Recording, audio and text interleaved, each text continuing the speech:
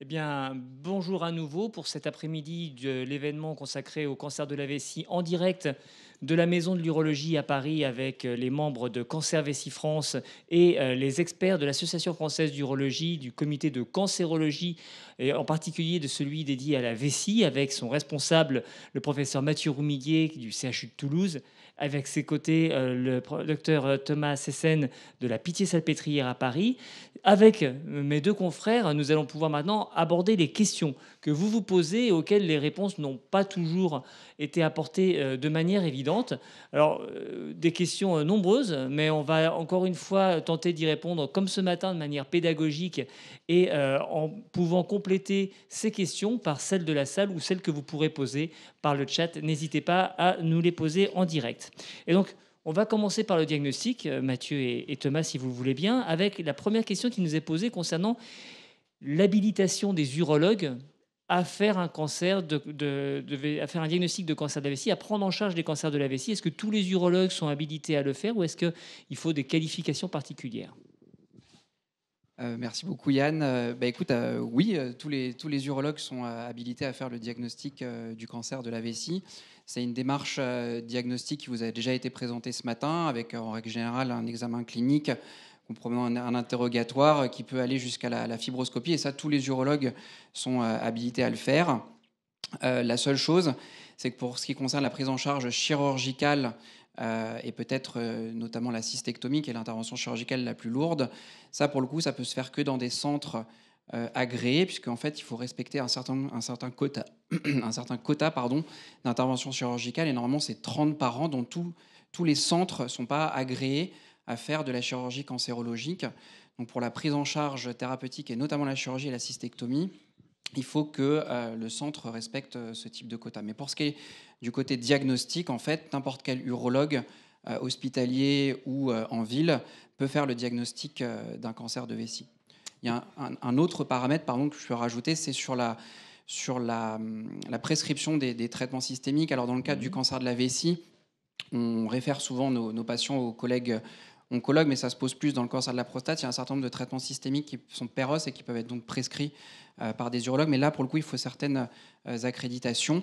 Mais la question se pose moins pour le cancer de la vessie. Je Et crois qu'on avait une... pour les instillations, juste pour terminer sur ce domaine, est-ce qu'il y a des conditions particulières respectées? Est-ce que ça peut se faire dans un cabinet en ville ou est-ce qu'il faut des conditions particulières? Alors la seule condition à respecter, en fait, c'est d'avoir accès à une plateforme de fibroscopie vésicale, en fait, pour pouvoir faire le suivi, le diagnostic, etc. Donc c'est la seule condition à respecter. Conditions d'hygiène. Donc, une question. Est-ce que vous pouvez prendre le micro pour qu'on puisse Effectivement, c'est l'entendre? pour compléter la réponse aux 30 opérations minimum pour les centres agréés. Donc, c'est-à-dire que seuls les urologues spécialisés en oncologie chirurgicale ont la possibilité de faire cette cystectomie. En fait, elle peut être faite par des urologues travaillant dans des centres qui font plus de 30 procédures onco-urologiques par an. Et donc, ça regroupe toutes les procédures onco-urologiques. Ce n'est pas que la cystectomie. Il ne faut pas que le centre fasse au moins 30 cystectomies par an. C'est au moins 30 procédures carcinologiques, prostatectomie, néphrectomie, cystectomie. Et donc, il faut que les patients soient opérés dans ce type de centre-là. Après, ça, c'est une accréditation au niveau du centre. En fait, au niveau du praticien, là, il n'y a pas de critères à respecter. Un chirurgien ne doit pas faire au moins X cystectomies par an pour avoir le droit d'en faire. Oui, mais il faut qu'il soit habilité auprès de ce centre. Il faut qu'il puisse accéder et opérer dans ce centre, effectivement. Parce que ce qui est derrière tout ça, en fait, c'est la prise en charge périopératoire du patient. Savoir gérer le post-op, les complications, etc., etc. Et donc, il faut que l'équipe, de manière générale, pas seulement le chirurgien, soit entraînée à ça, quoi. Et dans la même ordre d'idée, on nous demande s'il y a des uro-oncologues spécialisés pour le cancer de la vessie dans tous les départements ou est-ce que ça se limite à ceux où il y a la capitale régionale, le CHU? Pour poursuivre, en fait, les onco-urologues, il n'y a pas de diplôme spécifique surspécialisant dans la vessie. D'ailleurs, il n'y a pas non plus de diplôme spécifique en urologie qui surspécialise en onco-urologie. On va dire que c'est un peu plus la sensibilité de chacun qui fait qu'on va se former plus ou moins à telle sous-spécialité en urologie. Il y a la transplantation rénale, la lithiase, l'onco-urologie, etc. Donc, il n'y a pas de diplôme validant d'onco-urologie pour un urologue. Donc, en fait, n'importe quel urologue peut prendre en charge des cancers, et il y a encore moins, du coup, un diplôme surspécialisant dans le cancer de la vessie. Donc, on peut trouver des urologues spécialisés en onco-urologie dans tous les départements. Après, ça suit la démographie médicale. Donc, il y a certains départements qui, je pense, vont avoir plus difficilement accès à des urologues de manière générale, et peut-être aussi plus particulièrement à ceux qui font de l'onco-urologie. Mais ouais. Et on va passer maintenant à un second point qui est l'objet de nombreuses questions. Et on l'a vu ce matin, c'est un point qui est effectivement très important dans la prise en charge des patients, c'est l'annonce, la communication des résultats et la question des règles à respecter, avec un patient qui nous dit: j'ai reçu mes résultats de scanner par courrier sans explication. Est-ce que c'est normal? Est-ce que normalement le clinicien doit toujours se faire l'intermédiaire pour interpréter? Comment ça doit se passer normalement? C'est une excellente question. Juste peut-être avant, je reviendrai, mais ça fait tout à fait écho à la question, à la formation des urologues, parce qu'on en a parlé ce matin, et c'est vrai qu'il y a le Collège français des universitaires, des enseignants universitaires d'urologie soutenu par l'AFU, qui fait que chaque urologue en France aura un séminaire d'une semaine d'oncologie, un séminaire sur la lithiase, un séminaire sur la gestion de la maladie fonctionnelle, où on apprend finalement les bases du métier, et notamment en oncologie. Et dans ces séminaires-là, on apprend aussi l'annonce d'un diagnostic grave et l'annonce d'un cancer. Et donc, effectivement, ça ne se fait pas. On ne doit pas, dans les bonnes pratiques, envoyer un résultat d'anapath, un résultat d'imagerie, un résultat qui annonce quelque chose, que ce soit en positif, en négatif, peu importe. Il faut pouvoir le commenter au patient. Le commenter pour déjà expliquer ce qu'apporte le résultat, mais également répondre de suite aux questions et ensuite lui proposer des perspectives de traitement, de prise en charge, pour ne pas se retrouver seul face à un résultat qui serait très perturbant. Il y a en plus maintenant un dispositif qui s'appelle la consultation d'annonce, qui est la consultation paramédicale, que l'on doit proposer à chaque patient à qui on annonce un diagnostic de cancer. C'est vrai que peut-être, on en parlait ce matin sur les infirmières de coordination des parcours complexes, les consultations d'annonce, ce sont des éléments qui ont une grande valeur ajoutée dans le parcours des patients. Peut-être qu'on est un peu sous-doté parce que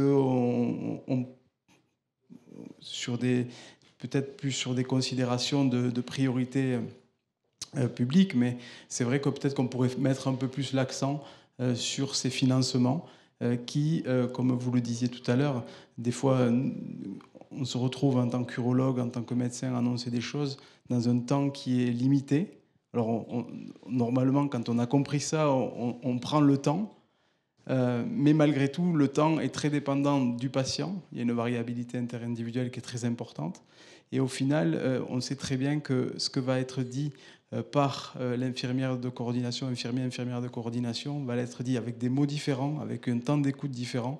Et on sent la valeur ajoutée. On le sent grandement en consultation, et des fois, on souffre de ne pas pouvoir l'utiliser assez largement. C'est évident que c'est ce qui fait un peu les fameux centres de référence, c'est ceux qui disposent des moyens humains. C'est un travail d'équipe. Une question. Plutôt un commentaire sur la réponse. Alors, c'est vraiment très important que les patients ne reçoivent pas les résultats. Pour ceux qui ne sont pas capables de les lire, vous avez des fois des choses assez surprenantes qui ne sont pas graves du tout, mais qui, pour un profane, sont très, très déstabilisantes. Par exemple, vous avez une tâche quelque part qui est écrite, ça peut être vraiment rien du tout. Non, mais seul un professionnel est capable de dire oui, vous avez une tâche. On va attendre 3 mois pour voir si ça évolue ou pas. Ce qui est très important, Yann, ce qui est très important aussi, c'est que ce vécu, ce temps-là du vécu, de la lecture ou de la mauvaise annonce, il est très dur à rattraper dans le long terme après. C'est-à-dire que c'est un traumatisme qui est très dur à récupérer. Et donc, on peut l'éviter. Mais aussi, des fois, on est quand même, il faut voir l'inverse, c'est qu'on peut être aussi mis sous pression par les patients qui veulent avoir récupéré rapidement les choses. Et il faut y tenir. Enfin, moi, j'essaie de pas lâcher. Vous pouvez me le dire par téléphone. Non, non, on se voit comme prévu parce que il faut pas, voilà, pour faire vite ou parce que ces semaines-là où c'est des semaines compliquées, il y a des jours qui sautent et tout ça.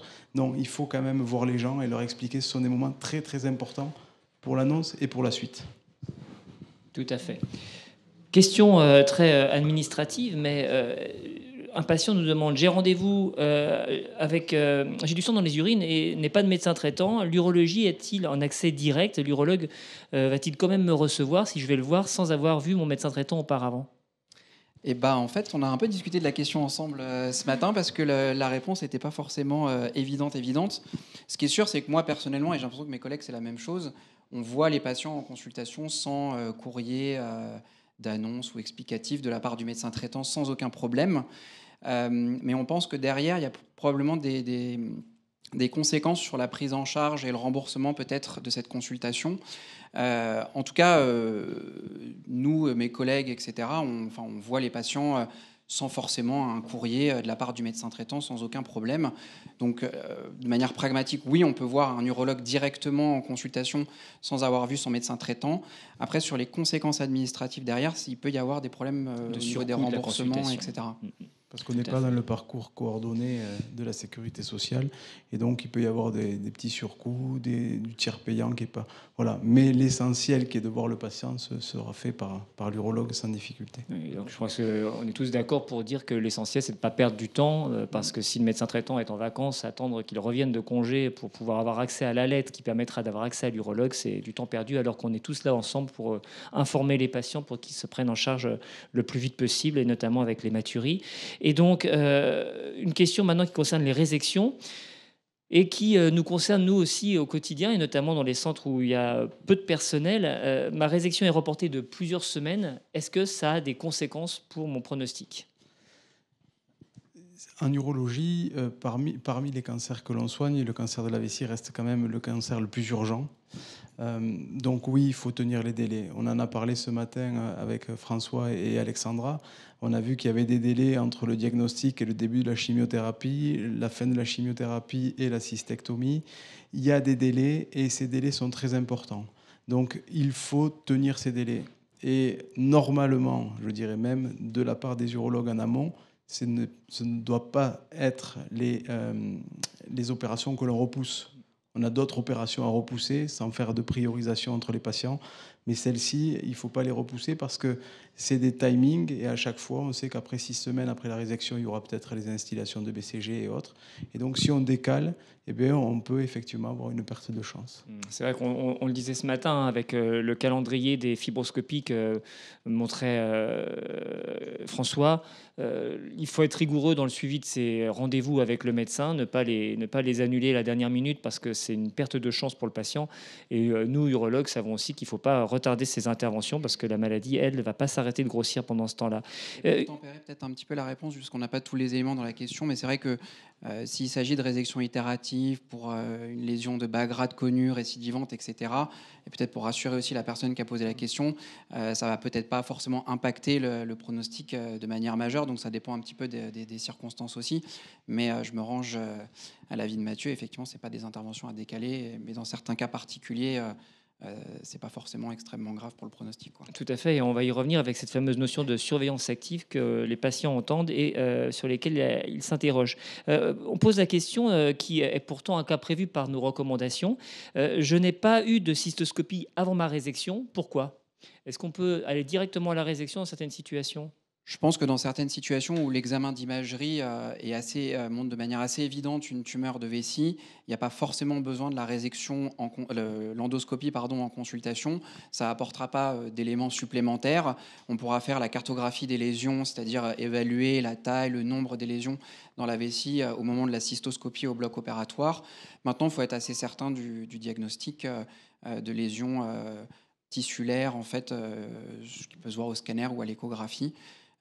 Donc si on est dans ce cadre de figure, il n'y a pas forcément besoin de perdre du temps à aller à une cystoscopie qui n'est pas toujours un geste agréable quand on en parlait ce matin. Donc on peut envisager la résection transurétrale de vessie d'emblée parfois. Très clair. Peut-être rajouter aussi, Yann, pardon, que des fois la fibroscopie en situation d'hématurie, on voit très mal.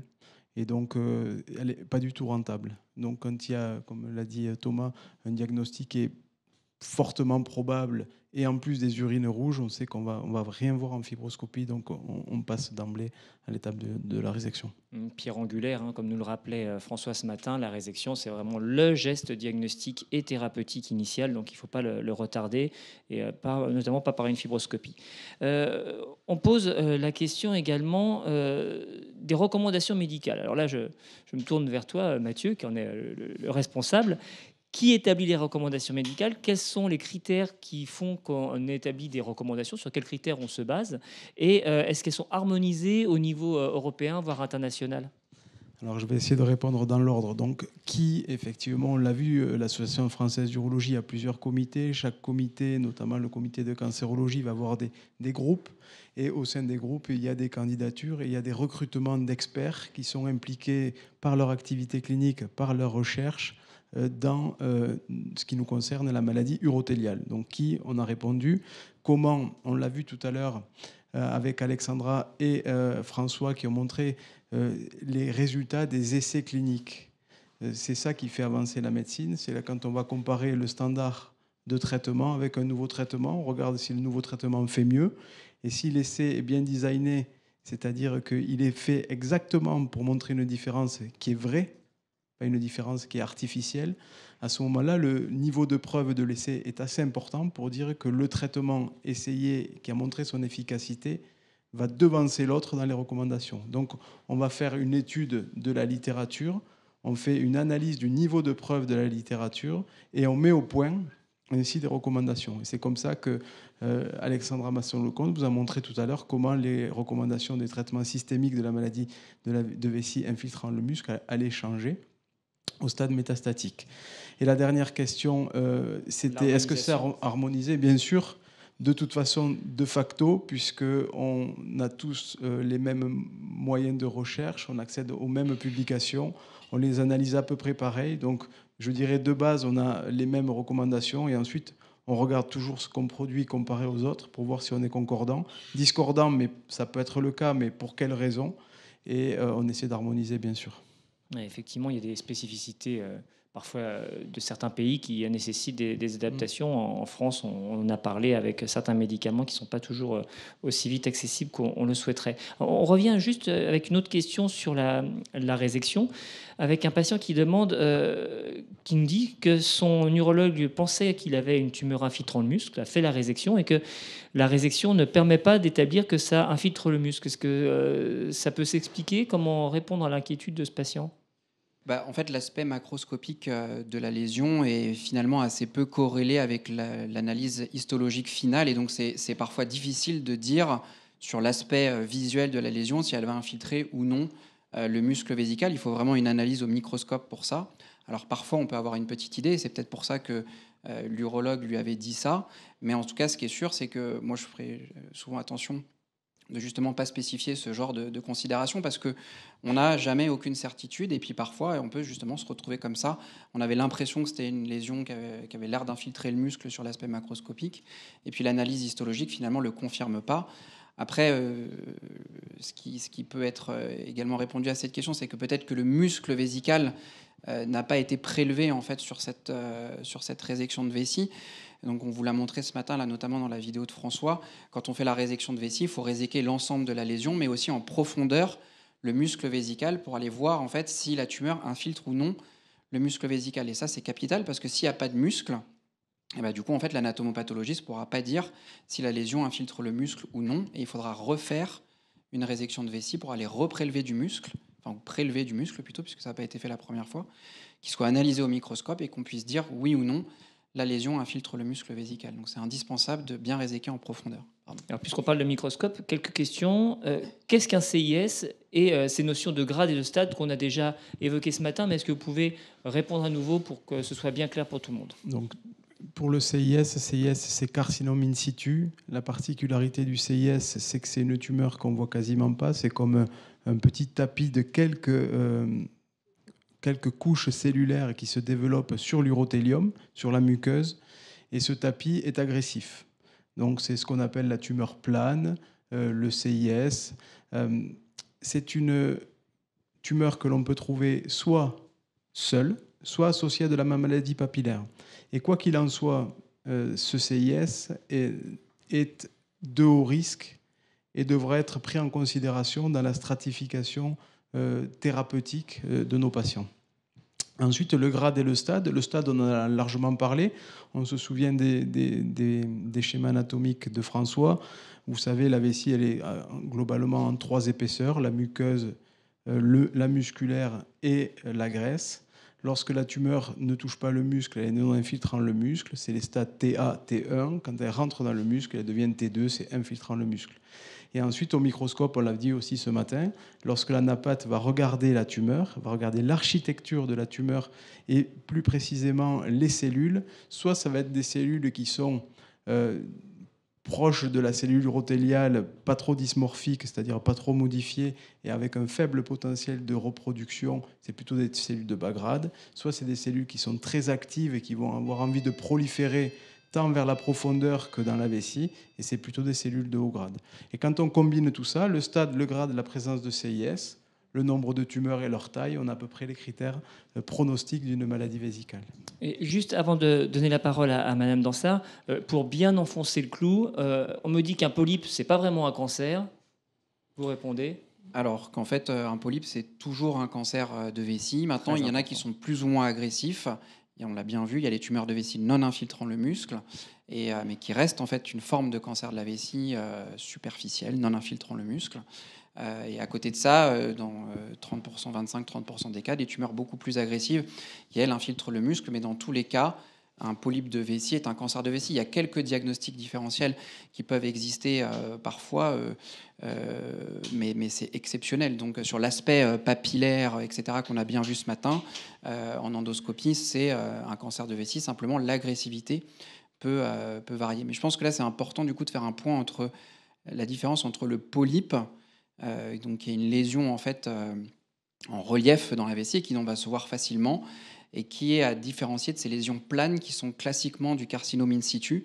Donc bien avoir à l'esprit qu'en fait une tumeur de vessie, un cancer de vessie n'est pas toujours une lésion polypoïde, mais que ça peut être aussi une lésion plane, parfois difficile à voir, d'où l'intérêt de la lumière bleue, l'Exvix, là qu'on a vu ce matin, qui permet de mieux différencier la muqueuse saine de la muqueuse malade. C'est particulièrement intéressant pour ces lésions planes de carcinome in situ. Très clair, les polypes sont des cancers. Madame Dansard. Les patients pensent souvent que si leurs polypes sont de grande taille et nombreux, c'est un facteur de gravité. Est-ce que vous pouvez juste préciser qu'il n'y a pas forcément une corrélation exacte entre le nombre et la taille des polypes et la gravité? C'est vrai que ce n'est pas toujours le cas, mais ça reste quand même le nombre et la taille des éléments de gravité qui servent au pronostic. Mais on peut en avoir beaucoup de polypes, beaucoup de lésions papillaires de taille importante, rester dans le côté tumeur de vessie n'infiltrant pas le muscle, bien évidemment. Mais on s'en sert quand même pour apprécier un petit peu l'agressivité de la maladie en restant dans chaque case non infiltrant-infiltrant. La question, c'est quoi? Il n'y a pas de corrélation en fait entre la taille et le nombre des tumeurs et l'infiltration du muscle. Ça, c'est deux choses complètement séparées.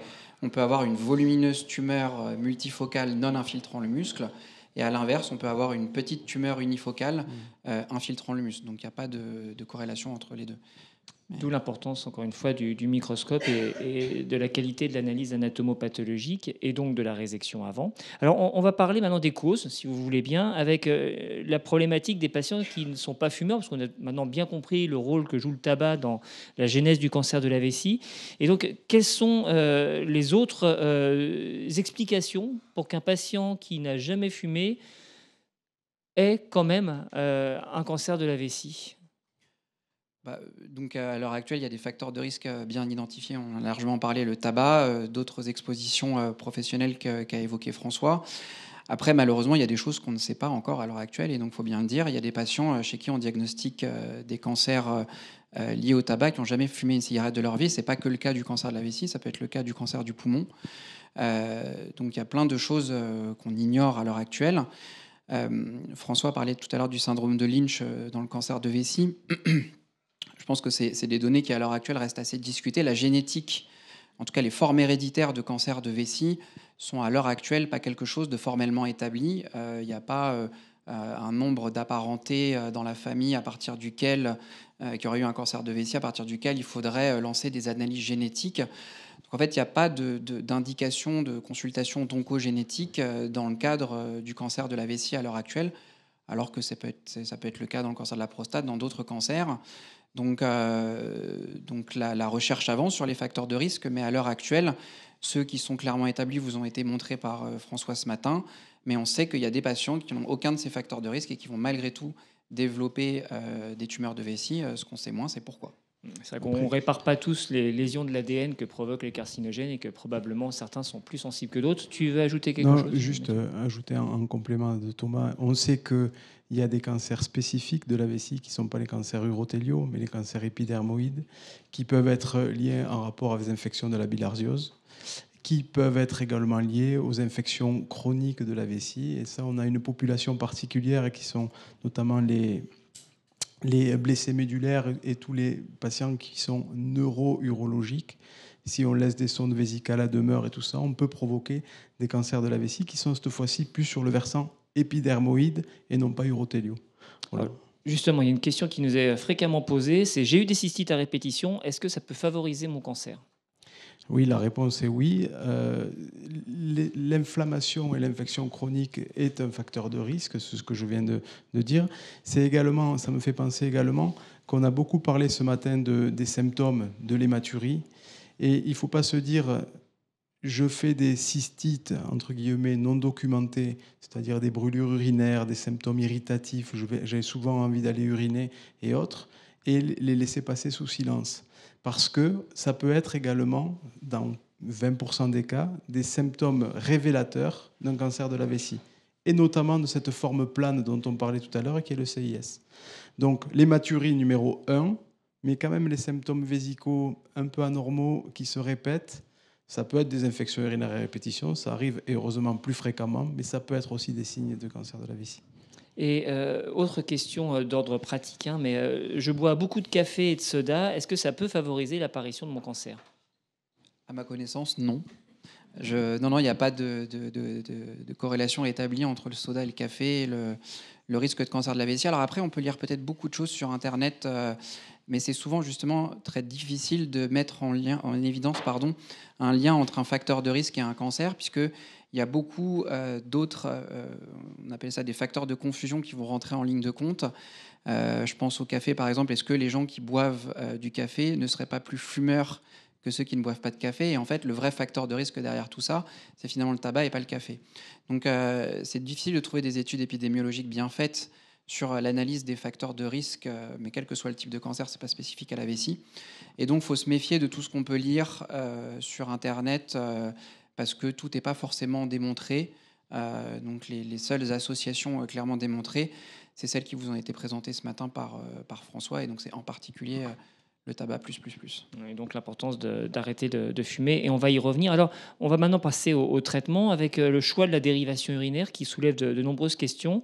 Et pour revenir sur les critères qui peuvent guider la décision d'un patient entre une entérocystoplastie, donc ce remplacement vésical dont nous a montré les principes Alexandra Masson-Lecomte ce matin, ou un briquet, c'est-à-dire la poche, la stomie au niveau de la paroi antérieure du ventre, les critères qui font décider pour aider le patient dans sa décision. Alors là, je vais me souvenir de tes diapos, parce que je pense que celui qui l'expliquait le plus simplement, c'était toi, Yann. Il y a deux éléments importants. Il y a les éléments du patient et il y a les éléments de la tumeur. Les éléments du patient, c'est être certain que ce patient est candidat à avoir une néovessie. Être candidat à avoir une néovessie, c'est être capable de faire de la rééducation, être motivé, être capable d'accepter un moment d'incontinence si jamais, être capable de mettre une petite sonde dans la vessie s'il faut la vider parce qu'elle se viderait mal. Donc, quelle est la motivation ? Deuxièmement, pas de contre-indication. On peut penser à certaines contre-indications particulières, notamment la radiothérapie antérieure, des choses comme ça. Et deuxièmement, une bonne fonction rénale. Et troisièmement, une bonne fonction rénale. Donc globalement, là, on a à peu près vérifié que le patient était candidat. Et ensuite, il y a sa tumeur. Sa tumeur, ça va être une tumeur qui, au niveau pelvien, doit être à peu près contrôlée. Ça, c'est assez discutable, mais c'est vrai que lorsqu'il y a des très grosses tumeurs pelviennes, d'aller refaire une néovessie dans un endroit où ça pourrait récidiver de façon précoce, il faut se méfier. Il faut être certain qu'il n'y ait pas d'atteinte de l'urètre, puisqu'on va faire la couture de la néovessie sur l'urètre natif. Et donc, il ne faut pas qu'il y ait de tumeur de l'urètre, parce que s'il y a une tumeur de l'urètre, eh bien, on va d'emblée favoriser, provoquer la récidive. Je pense qu'on a... Voilà. Donc, il faut bien réfléchir. Et puis après, il y a la discussion avec les stomathérapeutes, avec les psychologues, avec tout le monde autour pour voir qu'est-ce qui va être le plus approprié au patient, à la patiente. Donc le patient d'un côté, la tumeur de l'autre, et ensuite une discussion collégiale pour arriver à la bonne solution. Avec une autre question qui découle un peu de la première, en quoi la santé sexuelle est impactée par ces différents modes de dérivation ? Alors, on peut imaginer qu'en fait, le fait d'avoir une stomie, forcément, c'est un élément, on va dire, qui va limiter le désir ou autre. Et donc, je pense que c'est surtout là-dessus que ça va jouer. Parce que si on parle purement de la dérivation, c'est l'élément principal. En fait, il y a une dérivation pour laquelle tout est interne et une autre pour laquelle le patient se retrouve avec une stomie. Donc c'est principalement l'image corporelle qui va être altérée. Je pense que c'est en ça que ça peut jouer sur la qualité de vie sexuelle. Après, il y a le geste associé qui est le plus important d'ailleurs, c'est la cystectomie, c'est le traitement de la maladie. Et là, quand on fait la cystectomie, Alexandra vous en a très bien parlé ce matin, il y a des risques de dénervation pelvienne pour la femme et donc la lubrification du vagin. Et puis pour l'homme, si on ne fait pas une préservation des bandelettes neurovasculaires au moment où on retire la prostate de manière concomitante, du coup, il y a des risques de dysfonction érectile. Mais ça, encore une fois, c'est lié au geste de cystectomie et pas au geste de dérivation. Sur la dérivation, ça va être principalement l'image corporelle qui va être impactée. Et donc, je pense que c'est surtout à ce niveau-là que ça joue. Mais peut-être un point supplémentaire par rapport à ce que dit Mathieu, je pense que c'est important aussi de ne pas non plus idéaliser, on va dire, la néovessie. Parce que c'est vrai que ça a des résultats fonctionnels qui sont très intéressants et ça ne modifie pas l'image corporelle. Et je pense que ça, c'est un élément très important pour les patients. Mais derrière, effectivement, ce n'est pas 100% de continence. Il y a des risques de fuite urinaire, d'incontinence urinaire. Il y a des risques de devoir pratiquer ce qu'on appelle les autosondages, donc devoir vidanger soi-même la plastie. Donc il faut être prêt à accepter tout ça, ce que beaucoup de patients sont prêts à faire quand on leur parle d'une stomie. C'est sûr que ça modifie beaucoup l'image corporelle, mais simplement pour préciser que derrière, il ne faut pas s'imaginer non plus que ça va être comme avant avec une vessie native, etc., etc. La sensation de besoin est complètement différente également, donc c'est des éléments aussi à prendre en compte. Et ça répondit sur la question posée, quel suivi médical et accompagnement post-opératoire est préconisé pour garantir un bon résultat de l'entérocystoplastie ? Il faut absolument avoir un suivi dédié, c'est-à-dire qu'il faut mettre quasiment des cours de rééducation à la miction avec une stomathérapeute ou avec son urologue pour bien apprendre à uriner, puisque la miction ne se fait pas du tout comme avec une vessie native, elle se fait par poussée abdominale. Donc il faut apprendre à vidanger sa vessie, il faut être sûr qu'elle soit bien vidangée, il faut avoir une vessie qui soit globalement sans mucus, assez propre. Donc ce qu'il faut que les patients comprennent, c'est qu'après cette dérivation, il y a un temps qui est plus ou moins long, post-opératoire, où il faut apprendre à utiliser cette nouvelle vessie pour en profiter un maximum. Je pense qu'un élément aussi important à ajouter, c'est sur la continence urinaire, c'est notamment les résultats nocturnes qui sont quand même plutôt moins bons que la continence diurne, c'est-à-dire dans la journée. Il est vrai que du coup, avec ce genre de dérivation, il est plus fréquent d'avoir des problèmes la nuit. Et donc, c'est un autre élément à prendre en considération quand on fait le choix de l'entérocystoplastie. Alors, on va maintenant parler instillation. Moi, qu'il y ait des questions dans la salle. J'ai des questions sur le chat. Est-ce que les nitrites contenus dans beaucoup d'aliments transformés sont des facteurs de risque pour le cancer de la vessie ? Pas de corrélation établie non plus à ma connaissance, non. Et pour rebondir donc sur le traitement chirurgical, et là, dans le cadre particulier de la question avec la chimiothérapie, est-ce qu'on peut pratiquer du sport, une activité physique en tout cas, durant le traitement, la prise en charge de son cancer de la vessie ? Moi, j'ai tendance à dire qu'il faut. Il faut, puisque on s'en est rendu compte ces dernières années, toute l'activité sportive des patients atteints d'un cancer améliore le pronostic. Pour la vessie, si on parle ici du périopératoire, on se rend compte que plus les patients arrivent en forme, fit, préparé au niveau pulmonaire, au niveau musculaire et tout ça au moment de la chirurgie, plus la chirurgie se passera bien et plus les suites opératoires sont bonnes. Donc l'idée, c'est de bien sûr trouver la bonne balance, le bon équilibre entre la fatigue de la chimiothérapie et la capacité à faire de l'exercice. C'est pour ça qu'on laisse un peu de temps après la fin de la chimiothérapie pour bien reprendre le dessus et surtout voilà, bien se remettre en forme avec des programmes de pratiques sportives qui peuvent être faites chez le kinésithérapeute également. N'oublions jamais que ce n'est pas du sport, hein, c'est de l'activité physique et que donc le fait de marcher simplement, de ne pas rester assis toute la journée, de maintenir ses muscles posturaux, de se tenir bien droit, rien que ça, c'est essentiel pour arriver en forme au bloc opératoire. Mais il y a même à ma connaissance des consultations d'oncologie, médecine du sport dédiées qui peuvent permettre d'améliorer aussi les résultats d'un certain nombre d'anticancéreux, alors pas forcément dans la vessie, etc., mais ça existe aussi, des oncologues spécialisés dans les prises en charge, on va dire, plus globales, intégrant l'activité physique dedans, quoi. C'est vrai qu'on aimerait tous avoir ça dans son centre. Quand on ne l'a pas, en tout cas marcher, et comme le disait Mathieu, l'activité physique adaptée, hein, même si elle n'est plus prise en charge par la sécurité sociale malheureusement, eh bien, reste essentielle pour la bonne qualité des soins et leur bon support. Alors donc on revient sur les instillations avec des questions de patients. Faut-il se retourner tous les quarts d'heure après l'instillation et nettoyer sa cuvette de WC avec de l'eau de Javel? Alors, ça dépend de quelle instillation on parle, mais pour ce qui est des instillations de chimiothérapie et donc d'améticine, oui, il faut nettoyer la cuvette des WC pour toutes les mictions qui surviendraient en fait dans les 6 heures post-installation. Et donc pour ça, on utilise 200 ml d'eau de Javel qu'il faut verser dans les toilettes. Pour ce qui est par contre du BC... Comment ? Pour ce qui est pardon, du BCG, là, pardon, il n'y a pas de mesure particulière à prendre. Et pour ce qui est de se retourner, non, il n'y a pas besoin de se retourner au moment des instillations endovésicales de chimiothérapie.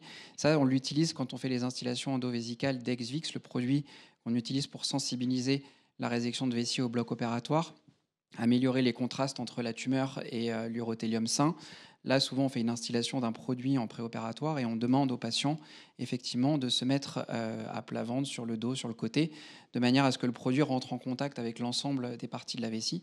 Mais donc ça, c'est des instillations d'Exvix au bloc opératoire pour la prise en charge thérapeutique diagnostique, ce qui n'a rien à voir avec l'instillation de chimiothérapie, on dit adjuvante, c'est-à-dire après la résection, dans le cadre de la prise en charge des tumeurs de vessie non infiltrant le muscle. Alors, on a déjà parlé un peu ce matin de la pénibilité du BCG et plusieurs questions s'y rapportent. Comment peut-on limiter, prévenir les effets indésirables de la BCG thérapie ? C'est une vaste question parce que les effets secondaires sont importants de la BCG thérapie. On a, nous, appris au fur et à mesure de l'utilisation du BCG comment prévenir ces effets secondaires. Il y a des recommandations de bonnes pratiques qui ont été écrites par l'Association française d'urologie. Donc pour prévenir, déjà, c'est réaliser le geste dans de bonnes conditions. Jusqu'alors, on demande, et c'est un peu en discussion, mais de ne pas avoir d'infection urinaire active symptomatique. On demande d'avoir une instillation du cathéter sans traumatisme, parce qu'il ne faut pas qu'il y ait de plaies de la muqueuse pouvant faire disséminer ou diffuser le produit.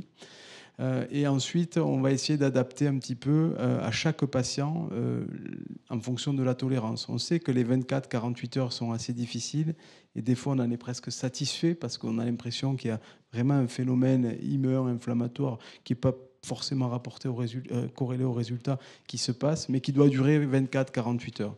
Et ensuite, quand ça dure un peu plus longtemps, on commence à être en difficulté, sachant qu'on va avoir un effet qui va être cumulatif, des effets secondaires.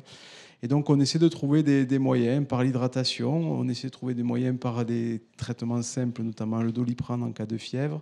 Et il y a une étude qu'on reporte dans les recommandations, qui est l'association d'un antibiotique à 2 reprises après les instillations, qui est l'Oflocet, que petit à petit, on a l'impression qu'il n'est pas si efficace que ça et qu'on va probablement de moins en moins recommander pour 2 raisons. Un, c'est sa preuve scientifique, ce dont on parlait tout à l'heure. Et deuxièmement, c'est qu'on essaie d'utiliser de moins en moins d'antibiotiques pour éviter les germes résistants. Et du coup, on va, je pense, se limiter à ça.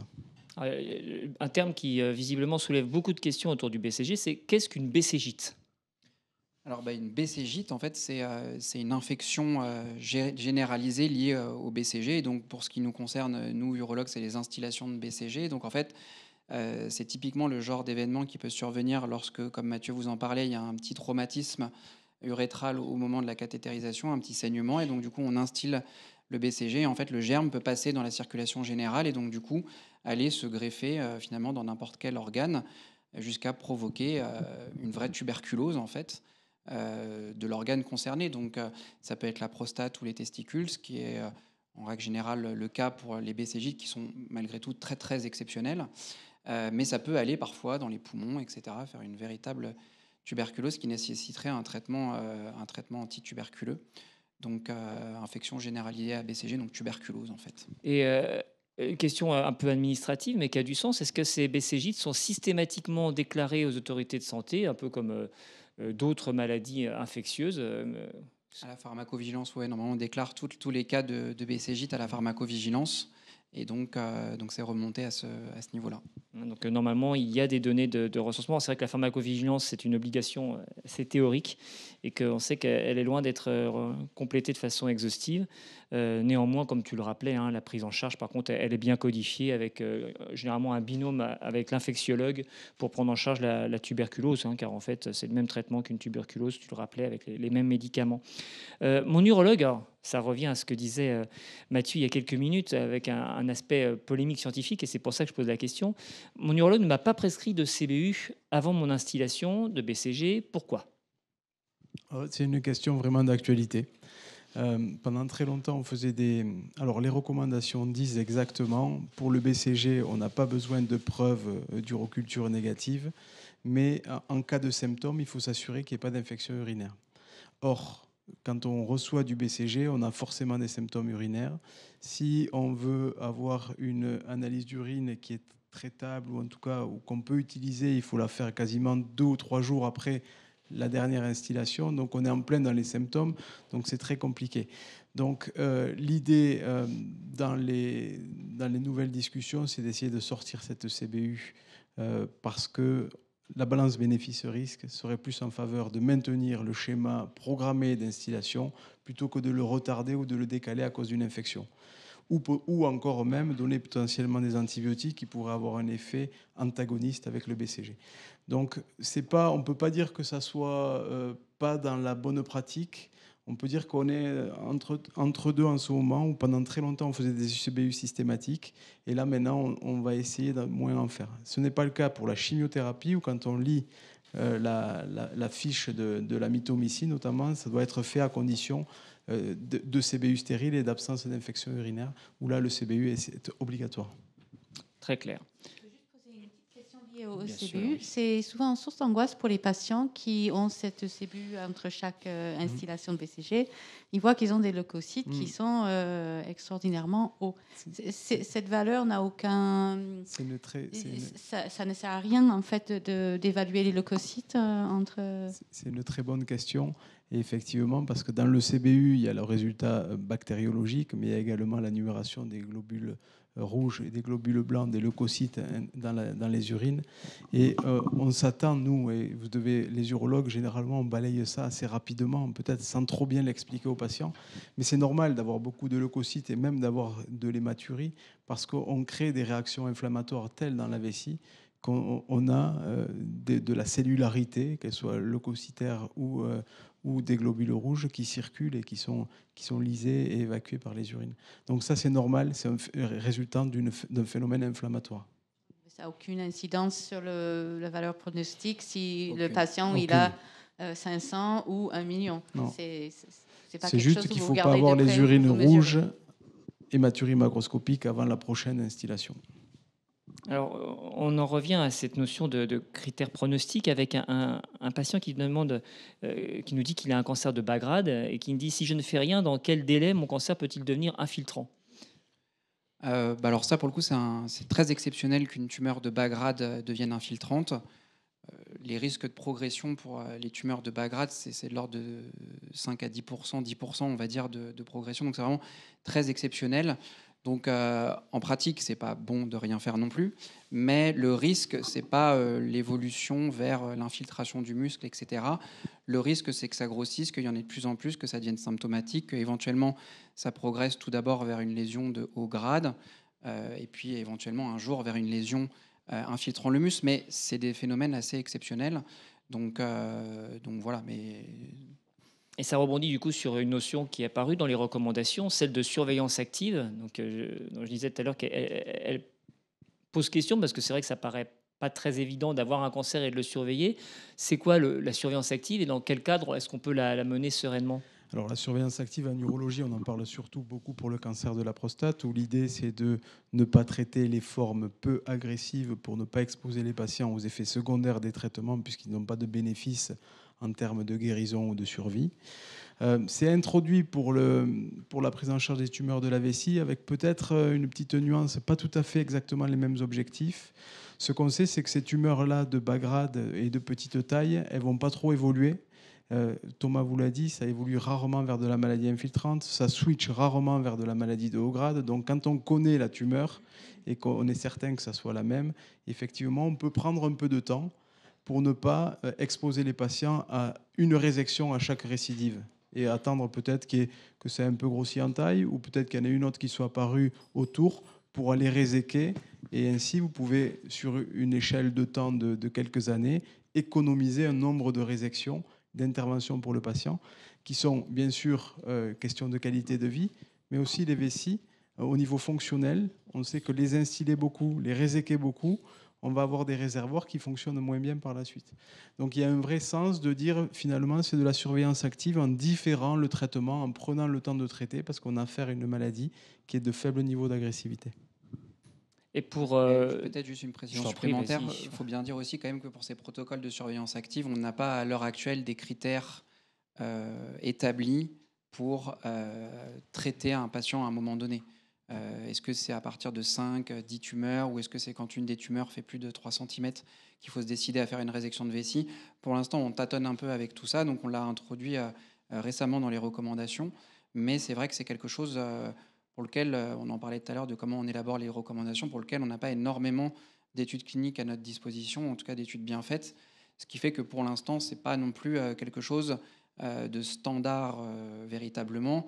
Et soyez pas étonnés si on ne vous propose pas ce type de prise en charge-là pour le moment. C'est vraiment, on va dire, encore du domaine de l'expérimental, même si on en a mis un mot dans les recommandations.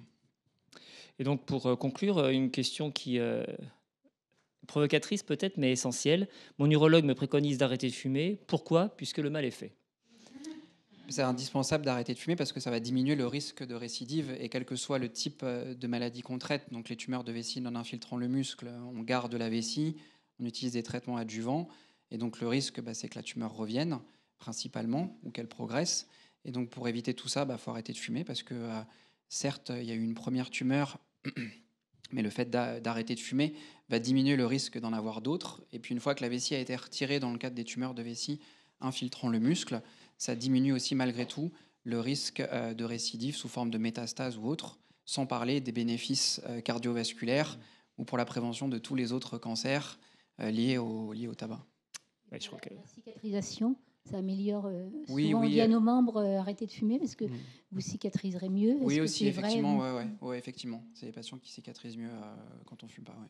Après, c'est vrai que maintenant, on fait tellement petites incisions avec le robot chirurgical qu'en fait, au final, c'est moins une préoccupation qu'avant quand on faisait des plus grandes incisions avec des risques infectieux aussi plus importants. Là, on est vraiment sur des tout petits orifices, donc peut-être que la différence se fait moins ressortir à ce niveau-là, mais c'est un élément aussi à prendre en compte. Ouais. Un grand merci à tous les deux de vous être prêtés à ce jeu des questions-réponses. Merci on va continuer cet après-midi avec la recherche et on va écouter les professeurs Xilinas et le professeur Thibault pour nous parler des avancées dans ce domaine.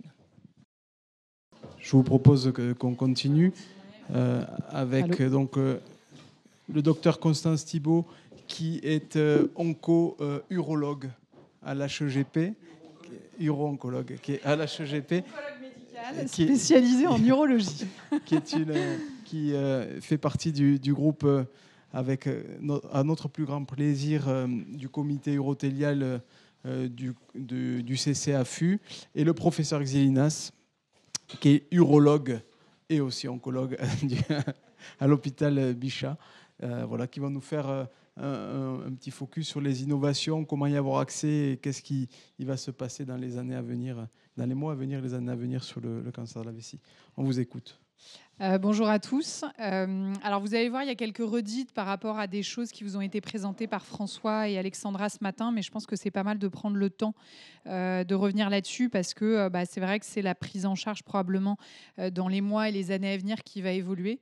Et puis j'essaierai aussi de vous démontrer comment on arrive justement à faire évoluer les standards de traitement et à prolonger l'espérance de vie de nos patients et parfois réussir à guérir des malades qu'on n'arrivait pas forcément à guérir il y a quelques années. Donc ça, on va passer. Vous avez eu largement des infos ce matin. Donc là, moi, je vais me focaliser un peu sur les traitements médicamenteux parce que nous, les cancérologues, en fait, on intervient quand il y a besoin d'administrer en général un traitement. Et c'est vrai qu'il y a 25 ans, en fait, les seuls traitements dont on disposait en oncologie médicale, c'était de la chimiothérapie cytotoxique qui agit un peu, en quelque sorte, comme du désherbant pour traiter les mauvaises herbes. Les mauvaises herbes, c'est les cellules cancéreuses. Et on va mettre du produit dessus. Le problème, c'est que ça peut aussi abîmer les cellules saines et causer des dommages collatéraux. Et c'est quelque chose qu'on faisait un petit peu à l'aveugle malgré tout. On essayait différentes molécules. Et quand ça marchait, on faisait des protocoles avec une ou plusieurs chimiothérapies. Et puis, il y a eu quand même beaucoup d'avancées sur les 25 dernières années. Je ne suis pas si vieille que ça, mais de mon point de vue, je considère que j'ai vécu déjà 4 révolutions sur les traitements médicamenteux en cancérologie en général, avec l'arrivée de ce qu'on appelle les thérapies ciblées, c'est-à-dire qu'on a mieux compris le développement des cancers, pourquoi ça se développait et que parfois il y avait des gènes au niveau de l'ADN qui pouvaient être mutés et qu'on pouvait cibler avec un traitement ces altérations-là. Donc ça s'est vu dans le cancer du sein et ça arrive enfin dans le cancer de la vessie. On va le voir avec l'erdafitinib, qui est un traitement qui va cibler un gène qui s'appelle FGFR. Après, on a eu l'arrivée de l'immunothérapie qui a vraiment été une révolution. Alors en premier dans le mélanome. Le mélanome, c'est ce cancer de la peau très agressif qui, lorsqu'il donnait des métastases, tuait les patients en moins d'1 an. C'était dramatique. Ça touchait en plus des jeunes, parfois des gens de 20 ans, etc. Et ça a vraiment révolutionné la prise en charge. Ça s'est développé dans beaucoup de cancers. Et le cancer de la vessie fait partie de ces tumeurs où il y a un intérêt à faire de l'immunothérapie, ce qui n'est pas le cas dans tous les cancers. Ça a aussi révolutionné le cancer du rein, mais par exemple, dans le cancer de la prostate, ça n'a pas encore d'intérêt. Et puis, il y a eu beaucoup plus récemment ce qu'on appelle les anticorps conjugués. Je vais vous en parler. Ça correspond à de la chimiothérapie, mais un peu de la chimiothérapie haut de gamme, un peu plus ciblée. Et on a la chance, là encore, dans le cancer de la vessie, d'en avoir. Et puis, plus récemment, c'est ce qu'on appelle de la radiothérapie interne vectorisée, qui est un peu plus technique et qui ne concerne pas le cancer de la vessie. Mais on est au tout début de l'arrivée de ces traitements et peut-être qu'un jour, je ne sais pas, on aura accès à ces radiothérapies un petit peu ciblées. Donc, si on en revient au cancer de la vessie, alors nous, on a quelques molécules de chimiothérapie qu'on utilise beaucoup. Alors, il y a le cisplatine ou le carboplatine associé à la gemcitabine, qu'on peut être amené à utiliser soit au stade localisé infiltrant le muscle vésical, soit chez les patients dont la maladie va récidiver ailleurs qu'au niveau de la vessie. Il y a un protocole qui s'appelle le MVAC intensifié qui associe 4 molécules de chimiothérapie. Et puis sinon, on peut être amené aussi à utiliser le paclitaxel. Alors, sur ces protocoles-là, la dernière avancée qu'on a pu avoir, alors on peut en être fier, c'est une étude française académique, c'est-à-dire qu'elle a été menée sur des fonds publics qui ont permis de développer cette étude qui avait pour objectif de comparer 2 protocoles de chimiothérapie, les 2 que je viens de vous citer, cisplatine, gemcitabine et le MVAC intensifié, en traitement périopératoire des cancers de la vessie infiltrant le muscle vésical. Donc, il pouvait être fait soit en néoadjuvant, soit en adjuvant. La très grande majorité des patients qui ont participé à cette étude l'ont reçu en néoadjuvant. Alexandra Masson-Lecomte vous l'a dit ce matin, tout simplement parce que c'est quand même plus facile de le supporter avant la chirurgie qu'après. Et c'est vrai que c'était une étude ambitieuse parce que on n'est pas toujours d'accord entre experts. Et c'est vrai qu'en Europe et particulièrement en France, on utilisait beaucoup le MVAC intensifié, mais qui est un protocole probablement un peu plus lourd, un peu plus difficile à supporter. Et outre-Atlantique, notamment aux États-Unis, ils utilisaient beaucoup plus le cisplatine gemcitabine et on ne savait pas très bien qui avait raison, qui avait tort. Et donc, cette étude, elle a permis de démontrer que chez les patients qui étaient en état de recevoir l'un de ces deux protocoles, a priori, le MVAC intensifié était peut-être un peu plus performant.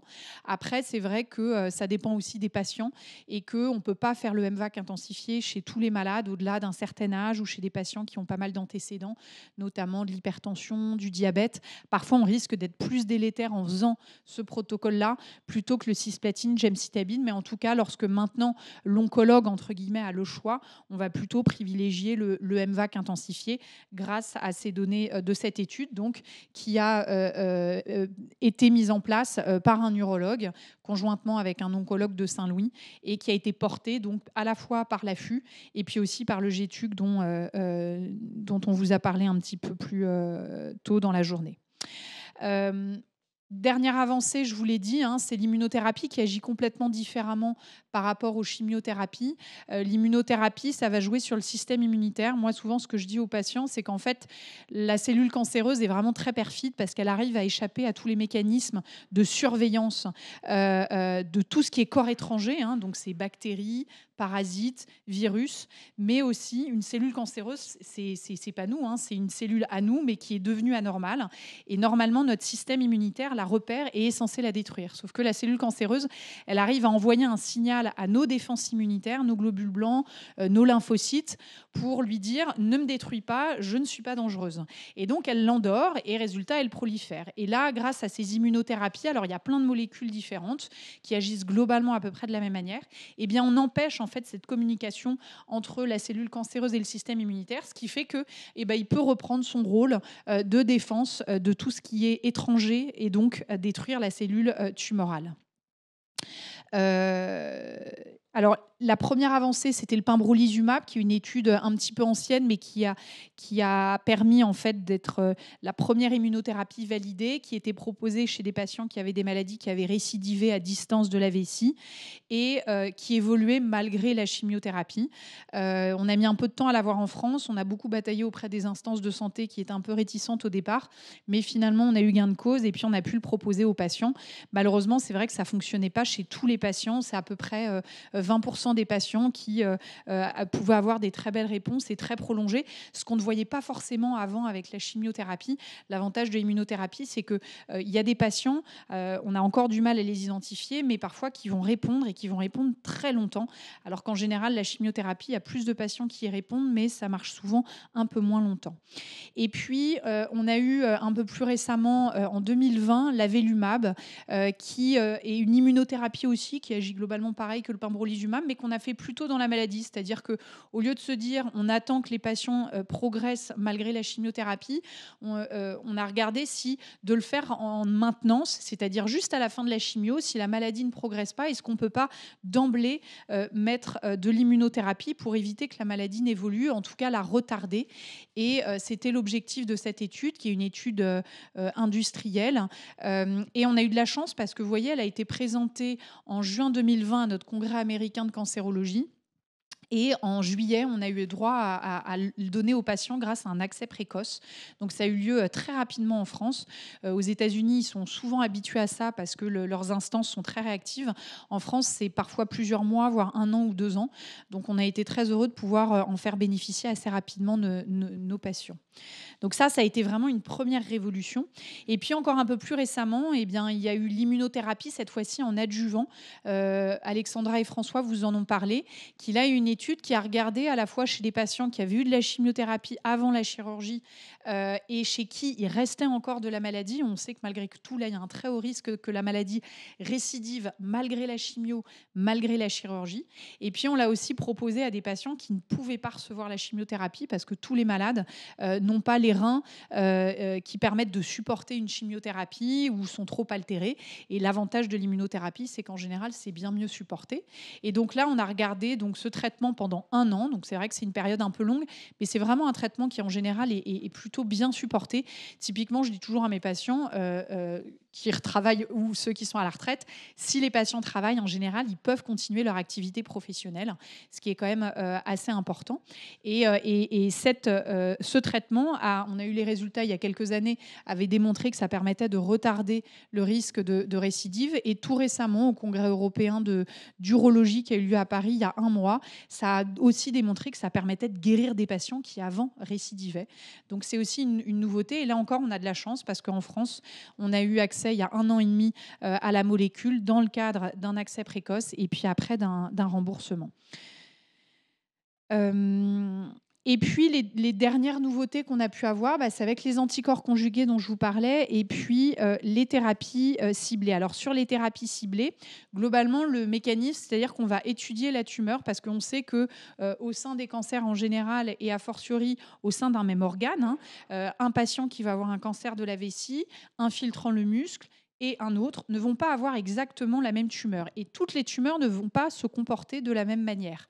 Et on s'est rendu compte que parfois, il y avait un gène, donc une partie de l'ADN présent uniquement au niveau des cellules cancéreuses, qui était anormale et que ça induisait un message au sein de la cellule cancéreuse de multiplication des cellules cancéreuses, dissémination, développement de métastases. Et que si on empêchait ce signal-là, eh bien, ça permettait de diminuer, voire faire disparaître les métastases.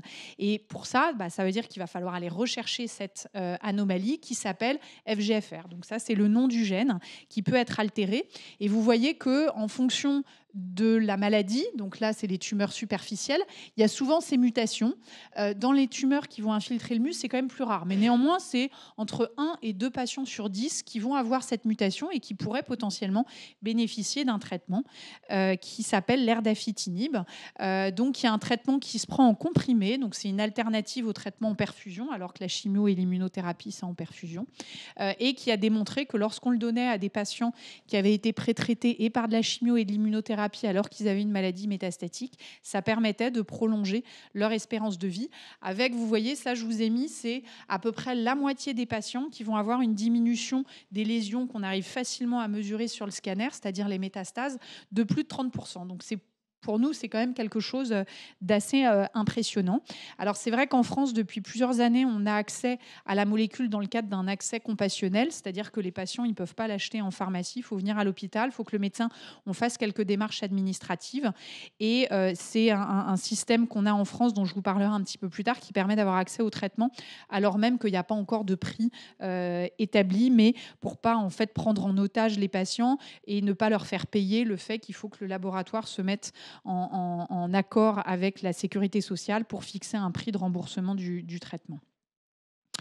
Et puis, plus récemment, c'est l'enfortumab vedotin dont vous avez entendu parler ce matin, qui est donc en quelque sorte ce qu'on appelle un anticorps conjugué, qui en fait ça correspond à de la chimiothérapie, mais un peu moderne, parce que vous voyez que ça, c'est ce qu'on appelle un anticorps, donc c'est vraiment une petite protéine sur laquelle on va greffer des molécules de chimiothérapie. Et le but de cet anticorps, c'est qu'il puisse reconnaître certaines molécules qui vont être exprimées à la surface de la cellule cancéreuse qui est représentée là. Et comme ça, quand il reconnaît ça, l'anticorps, il va se fixer dessus, et la cellule cancéreuse, elle va avoir tendance à l'absorber plus volontiers que les cellules saines. Et une fois que l'anticorps conjugué à l'intérieur, il va relarguer la chimiothérapie et c'est là où ça va entraîner la destruction de la cellule. Donc ça permet de faire une sorte de chimiothérapie, mais beaucoup plus ciblée. Et donc, c'est vraiment quelque chose de nouveau qui se donne désormais dans différents types de cancers. Il y a notamment d'autres molécules que l'enfortumab vedotin qui se donnent notamment dans le cancer du sein, qui s'appelle le sacituzumab govitecan, et on espère qu'on pourra y avoir accès aussi dans le cancer de la vessie, et qui avait été comparé chez des patients pré-traités et par de la chimio et par de l'immunothérapie, avec là encore des résultats vraiment intéressants. Et donc, c'est vrai que moi, quand j'ai commencé l'oncologie il y a 10 ans, après avoir fait ma thèse, en fait, mis à part la chimiothérapie, pour nos patients, on n'avait pas grand-chose à leur proposer lorsque la maladie avait récidivé. Et vous voyez que là, désormais, maintenant, on a aussi l'immunothérapie, on a ces anticorps conjugués, on a les thérapies ciblées. Donc, ça a vraiment beaucoup évolué. Et puis, maintenant, l'enfortumab, il a été évalué en association à de l'immunothérapie. Cette fois-ci, c'est donc le pembrolizumab. Et cette fois-ci, on l'a comparé à la chimio avant même le traitement par une chimiothérapie. Donc, c'était vraiment en première ligne. Et ça a fait beaucoup de bruit. dans la communauté médicale. Pourquoi ? Parce qu'on a des résultats extraordinaires qui sont rarement observés en cancérologie. Et vous voyez que y a le temps durant lequel les patients vont répondre à ce traitement-là, il a été doublé chez les patients qui recevaient cette combinaison par rapport aux patients qui recevaient la chimiothérapie. Et pareil pour la survie globale des patients. Et ça, c'est vrai que c'est vraiment très nouveau. Donc, il y a eu beaucoup d'engouement là-dessus. Alors, aux États-Unis, ils ont la chance d'y avoir accès. Mais en Europe, on n'a pas encore accès à cette combinaison-là. On espère que ça vienne dès que possible. Et comme on vous l'a dit ce matin, il y a eu beaucoup de sollicitations auprès des agences de santé par le corps médical pour justement essayer de donner accès aux patients. Alors, les États-Unis, c'est je vais un peu en parler différent. après. Ah oui, t'en parles, parfait. Un petit peu. Non, parce que on a tendance à dire qu'on est lent en France parce qu'en fait, on rembourse, c'est-à-dire qu'on paye pour tout le monde. Et aux États-Unis, c'est pas pareil. On approuve, les assurances. Mais après, c'est les assurances privées qui payent, ou les gens eux-mêmes. C'est-à-dire qu'en pratique, tout le monde ne reçoit pas. En France, quand on a l'accès, tout le monde y a accès. Et ça, c'est quand même ce qui est extraordinaire dans notre système de santé. Sachant que pour vous donner un ordre d'idée, aux États-Unis, un cycle de ce traitement, l'AEV Pimbro, c'est $50 000. Donc, c'est 3 semaines de traitement. Pour un traitement qui marche en moyenne 1 an. Donc, vous imaginez le coût. Donc, c'est vrai qu'aux États-Unis, comme le disait Evangelos, les autorités, ils s'en fichent un peu, ils donnent l'accès. Et puis après, il y a des assurances qui vont payer ou pas, pour ceux qui ont la chance d'en avoir une ou pas.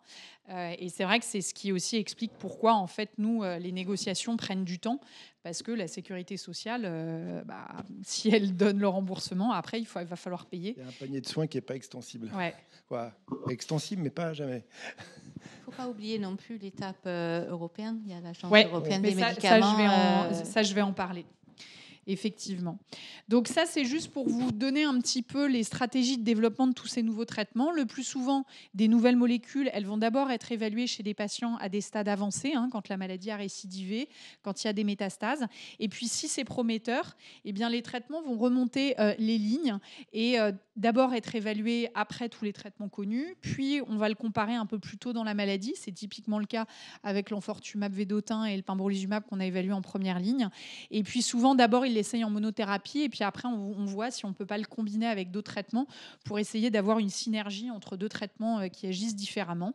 Et puis en parallèle de tout ça, on essaye toujours aussi d'identifier des biomarqueurs prédictifs de la réponse ou de la toxicité parce que malheureusement, vous avez vu sur l'erdafitinib, on va rechercher un gène en particulier, mais par exemple sur l'immunothérapie, on est encore incapable de savoir qui va répondre et répondre longtemps alors que ça fait 15 ans qu'on cherche des biomarqueurs fiables et on n'a toujours pas réussi à identifier des biomarqueurs très performants.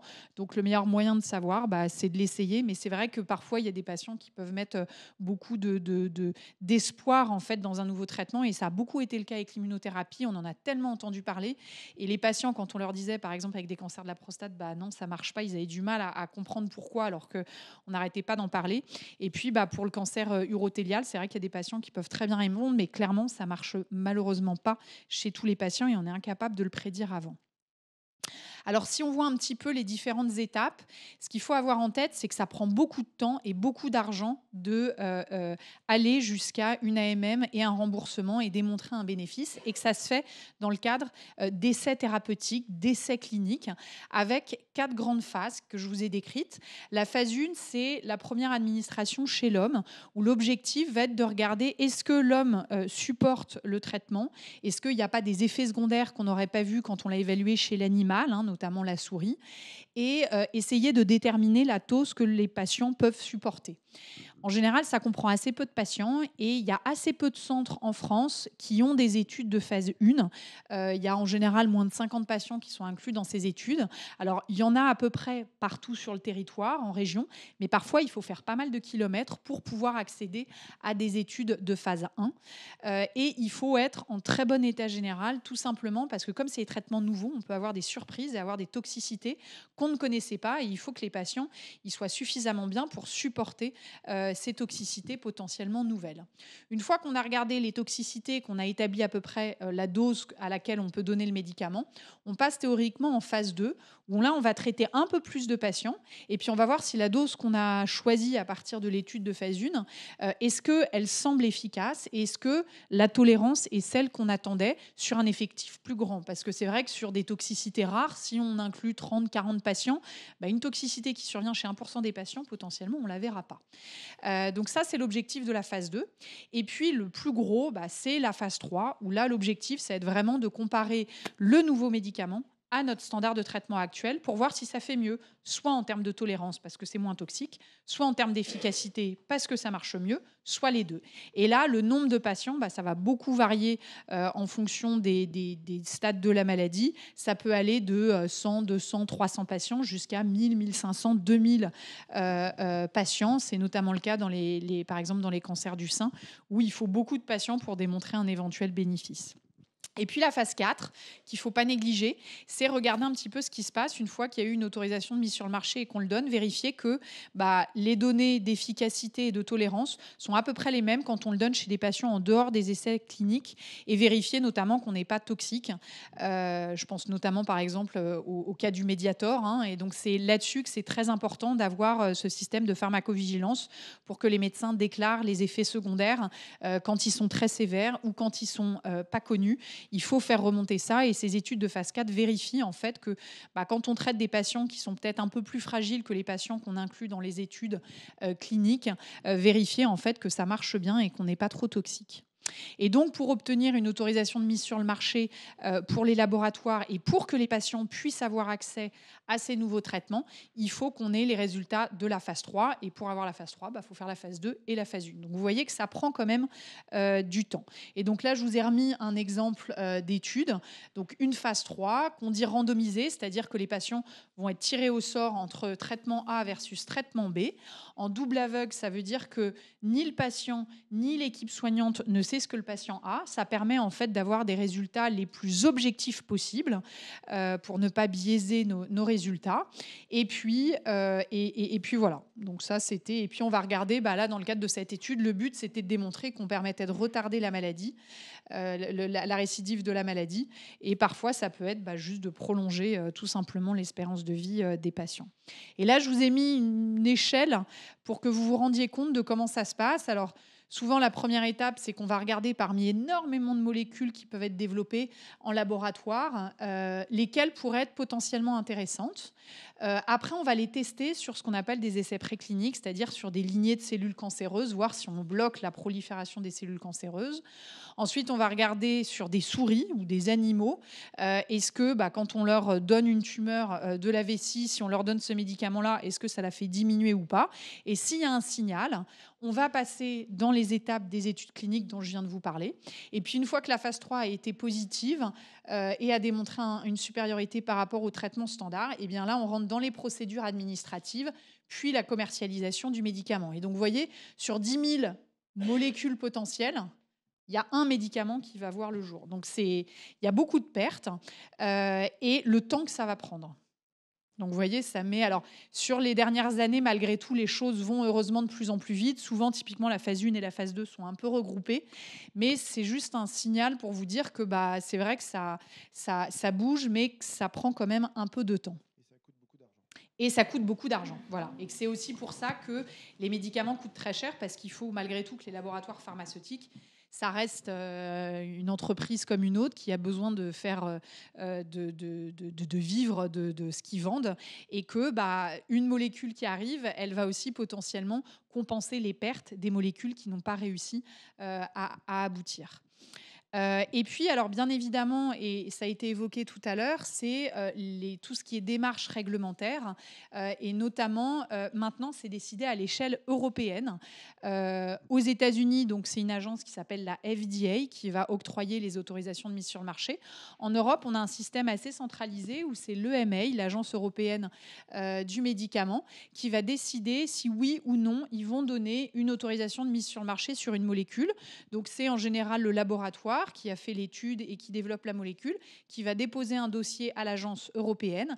Là, il y a différentes étapes et à l'issue de l'étude du dossier, ils vont autoriser une mise sur le marché. Et parfois, l'EMA n'a pas le même positionnement que la FDA. Donc, c'est pour ça qu'il peut y avoir des autorisations sur le marché qui sont différentes en Europe par rapport aux États-Unis. Et puis, une fois qu'il y a une autorisation de mise sur le marché, eh bien, à l'échelle de chaque pays en Europe, les pays vont décider ou pas de rembourser les médicaments. Et c'est pour ça qu'au sein de l'Europe, il y a parfois des différences. Et notamment, c'est vrai que nous, alors peut-être par rapport à l'Allemagne, on est peut-être un peu moins bien lotis, mais par rapport, je pense notamment à l'Espagne ou à l'Angleterre ou à l'Italie, on est plutôt chanceux en oncologie en général, et on a accès plus volontiers à un peu plus de médicaments, avec la chance, comme le disait Evangelos, que nous, en France, une fois que c'est disponible, en fait, on n'a pas à payer, c'est la sécurité sociale qui paye, et qui paye pour tout le monde. Mais néanmoins, c'est assez compliqué parce que le prix du médicament va être négocié entre les agences de santé et le laboratoire, en prenant en compte notamment quel est le bénéfice de ce médicament. C'est vrai que s'il n'y avait aucun autre médicament et que le médicament marche très bien, eh bien dans ces cas-là, ils vont plus volontiers donner un prix un peu plus élevé que si finalement le bénéfice n'est pas majeur, ou alors qu'il y a beaucoup d'autres alternatives. Et tout ça, bien évidemment, ça prend quand même beaucoup de temps. Et donc c'est vrai que je vous le disais en introduction, en France, on a la chance d'avoir, ça fait quand même pas si longtemps que ça, d'avoir désormais ce qu'on appelle des accès précoces ou des accès compassionnels, où en fait le laboratoire met à disposition le médicament pour les patients en attendant que toutes ces réglementations soient discutées, pour ne pas prendre en otage les patients et pas les laisser pendant 1 an, 2 ans sans avoir accès à la molécule, alors qu'on sait pertinemment que ça fait mieux. Et c'est vrai que nous, en France, sur les dernières avancées, on a plutôt été chanceux. Espérons qu'on puisse rester sur cette ligne-là. Je pense notamment à l'association Enfortumab Vedotin et le pembrolizumab. Pour le patient, ça ne change pas grand-chose. On a quelques documents à leur donner en plus. Nous, on a quelques démarches administratives à faire pour vérifier que les patients correspondent bien aux patients à qui on peut donner le médicament. Et puis, par exemple, quand c'est des traitements en comprimé, souvent, ils doivent venir les chercher à la pharmacie de l'hôpital. Mais en soi, vous ne voyez pas grand-chose de différent. Pour la diffusion sur le territoire. C'est-à-dire que quelqu'un qui a l'habitude de faire un accès précoce le fait plus facilement que quelqu'un qui n'a pas l'habitude. Ouais. Après, ce qui est peut-être un peu plus compliqué aussi, c'est par exemple, nous, souvent, les patients qui sont sous traitement au long cours, ils nous demandent, par exemple, l'été, si je vais dans ma maison en Bretagne ou dans le Sud. Et là, c'est vrai qu'en général, c'est très centralisé. Pareil pour un essai clinique, tout est très réglementé et les patients sont un peu moins mobiles de l'endroit où ils vont faire leur perfusion. Mais c'est vrai que voilà, ça prend un peu de temps, il faut avoir un peu l'habitude. Mais désormais, c'est vrai que nous, en cancérologie, alors dans les gros centres, on se spécialise dans 1, 2, 3 thématiques. Dans d'autres endroits, ils sont un peu plus à traiter différents types de cancers. Et des accès précoces et compassionnels, il y en a quand même dans beaucoup d'indications, heureusement. Donc voilà. Donc en conclusion, c'est vrai que depuis 2015, donc si on regarde sur presque les 10 dernières années, il y a quand même 5 nouveaux traitements qui sont arrivés. Donc ça bouge, on ne fait pas encore aussi bien que ce qu'on voudrait, mais j'ai quand même bon espoir que les choses continuent d'évoluer. En France, c'est vrai qu'on a accès aux nouveaux traitements. Alors, il y a 2 modalités pour y avoir accès, soit via les accès précoces et compassionnels, soit tout simplement de participer aux essais cliniques. Et c'est vrai qu'au niveau des patients, il y a différents moyens pour faire avancer la recherche. Alors, certes, en participant aux essais, alors il y a un côté qui peut être assez personnel, c'est-à-dire que je participe à l'essai parce que ça me donne accès à un nouveau traitement. Et c'est vrai que parfois, dans les essais cliniques, il y a un bras placebo, comme je l'ai montré sur l'étude avec le nivolumab en adjuvant, mais parfois en fait les patients ont la garantie d'avoir un nouveau traitement. Donc c'est vrai que ça c'est assez positif, mais c'est vrai qu'il y a des patients qui sont un peu réticents, tout ce qui est un peu nouveau ça peut leur faire peur, et à contrario il y a des patients qui sont très emballés, donc c'est assez personnel. Et d'ailleurs dans les centres où on propose des études aux patients, en général on respecte tout à fait le choix des patients et on leur dit dès le départ, si vous voulez pas participer, il n'y a pas de problème, vous sentez pas obligé. Mais c'est vrai que en participant à ces études, les patients contribuent à essayer de faire avancer la recherche. Mais il y a aussi d'autres moyens, parce que là, je me suis focalisée sur les études interventionnelles, parce que c'est ce qui, je pense, peut être le plus intéressant pour les patients, parce qu'ils peuvent avoir accès à un nouveau traitement ou à une nouvelle stratégie. Il y a aussi pas mal d'études qu'on fait, qui sont des études qu'on dit rétrospectives, c'est-à-dire qu'on va regarder a posteriori comment les patients ont été traités, avec quel traitement, dans quel ordre, et voir un petit peu, essayer d'identifier est-ce qu'il y a un ordre d'administration des traitements qui est mieux qu'un autre, pour pouvoir justement améliorer améliorer notre prise en charge parce que les études cliniques dont je vous ai parlé ne peuvent pas toujours répondre à toutes les questions. Et en s'aidant justement de données de santé, on peut faire avancer les choses. Et pour cela, souvent, on a besoin d'avoir l'accord des patients ou en tout cas ce qu'on appelle une non-opposition, c'est-à-dire qu'on leur dit est-ce que vous acceptez que de manière anonyme, on collecte les données relatives à votre maladie à des fins de recherche. Moi, j'ai une patiente qui une fois refusé en 10 ans, c'est quand même assez rare, parce que c'est vrai que vous, ça ne vous engage pas vraiment à grand-chose, c'est juste nous autoriser à étudier les données relatives à votre maladie. Et même en acceptant ça, sachez que nous, ça nous permet de progresser et de répondre finalement à des attentes d'amélioration de la prise en charge des patients. Voilà. Merci beaucoup, Constance. Est-ce que vous voulez poser une question ou des questions à Constance en particulier? On a bien vu tout le travail qui est fait par les corps de métier, oncologues, urologues, chercheurs, pour faire avancer les traitements, les mettre dans le bon ordre et trouver de nouvelles cibles thérapeutiques dans le cancer de la vessie. On écoute le professeur Xilinas. Peut-être une question. On a parlé des uro-oncologues. Est-ce que vous êtes oncologue, urologue ou Alors moi, j'aime pas beaucoup ces acronymes et c'est très à la mode d'être onco quelque chose. Donc il y a les onco-urologues, il y a les onco-cardiologues, il y a les onco-rhumatologues. Je pense qu'il faut en revenir à notre cœur de métier, c'est-à-dire qu'on n'a pas du tout la même formation. Moi, je suis oncologue médical, je suis médecin. Vous me mettez au bloc opératoire, je peux faire un malaise vagal parce que j'ai pas l'habitude de ça. Voilà. Moi, mon cœur de métier, c'est vraiment d'être médecin, oncologue médical. Mais je me suis spécialisée en urologie, donc je ne traite désormais que des patients atteints de cancer urologique. Donc voilà. Après, les urologues, ce sont des chirurgiens qui ont été formés pour ne pas faire de malaise vagaux au bloc opératoire, bien opérer les malades, qui se spécialisent en oncologie médicale pour essayer d'avoir une certaine expertise. Mais un urologue spécialisé en oncologie médicale ne remplace pas un oncologue. On est vraiment complémentaires. Et d'ailleurs, dans la manière dont les consultations sont menées, je pense qu'on n'interroge pas les patients de la même façon pour un suivi, y compris un cancer de la vessie en rémission. L'urologue ne va pas poser les mêmes questions que l'oncologue médical. Les patients nous demandent souvent si les patients qui ont des tumeurs non infiltrantes peuvent accéder aux oncologues. Alors, c'est pas très fréquent, mais c'est une question qui est posée dans le groupe. Et c'est vrai que les oncologues médicaux, on n'est pas forcément très compétents là-dessus parce que jusqu'à maintenant, on n'intervient pas dans ce type de cancer. Et donc, le risque, c'est de tomber malgré tout sur un oncologue qui ne saura pas forcément répondre et que tout le monde n'a pas forcément non plus toujours l'humilité de dire je ne sais pas. Donc je ne pense pas que l'oncologue médical ait un rôle important à jouer dans les tumeurs non infiltrant le muscle vésical et que ça peut parfois même un peu retarder malgré tout la prise en charge s'ils viennent voir d'abord l'oncologue, parce que la pierre angulaire de la prise en charge de ces patients-là, ça reste l'urologue. Pour d'autres maladies, et d'ailleurs donc soit les tumeurs infiltrant le muscle vésical, mais aussi par exemple dans les cancers de la prostate, assez souvent on ne va pas avoir la même vision parce qu'on n'a pas la même formation, on n'a pas le même métier malgré tout. Et là, je pense qu'il peut y avoir une vraie plus-value à avoir un suivi conjoint parce que de la même manière, moi, en tant qu'oncologue médical, je ne suis pas compétente à gérer les problèmes de stomie, etc. J'ai quelques notions, mais l'urologue fera beaucoup mieux que moi. C'est plutôt pour l'accès aux soins de support que la question nous est posée. Oui. Parce que du coup, vous êtes souvent dans des plateaux techniques ou des centres dédiés à l'oncologie. Et donc, les malades nous posent la question puisqu'ils sont suivis dans des centres plus généralistes. Donc, voilà. Honnêtement, sur les tumeurs superficielles, je ne pense pas qu'on apporte une grosse plus-value. Sur tous les autres cancers, oui.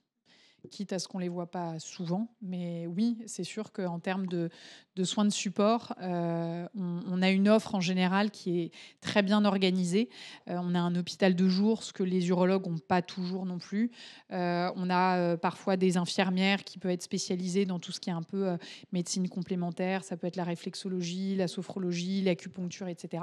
Donc il y a certains services d'urologie qui sont bien organisés et qui ont ces soins-là qu'ils peuvent proposer, mais je pense qu'ils ne sont pas majoritaires. Donc c'est là où effectivement... mais je pense qu'il faut travailler conjointement et pas l'un contre l'autre. Merci beaucoup, Constance. Un beau message de collaboration. Et donc, on passe la parole au professeur Xilinas pour nous parler maintenant des innovations dans les tumeurs de vessie n'infiltrant pas le muscle. Alors moi, je vais vous parler que de choses qui n'existent pas en France. C'est pour ça qu'on m'a laissé à la fin. Constance a montré ses conflits d'intérêts. Forcément, pour faire de l'innovation thérapeutique, il faut beaucoup travailler avec l'industrie. Et donc après, il y a des conflits d'intérêts, on appelle ça, mais ce n'est pas forcément vraiment des conflits, c'est juste qu'on est obligé de travailler main dans la main, encore une fois. Alors, les tumeurs de vessie n'infiltrant pas le muscle, je pense qu'on vit...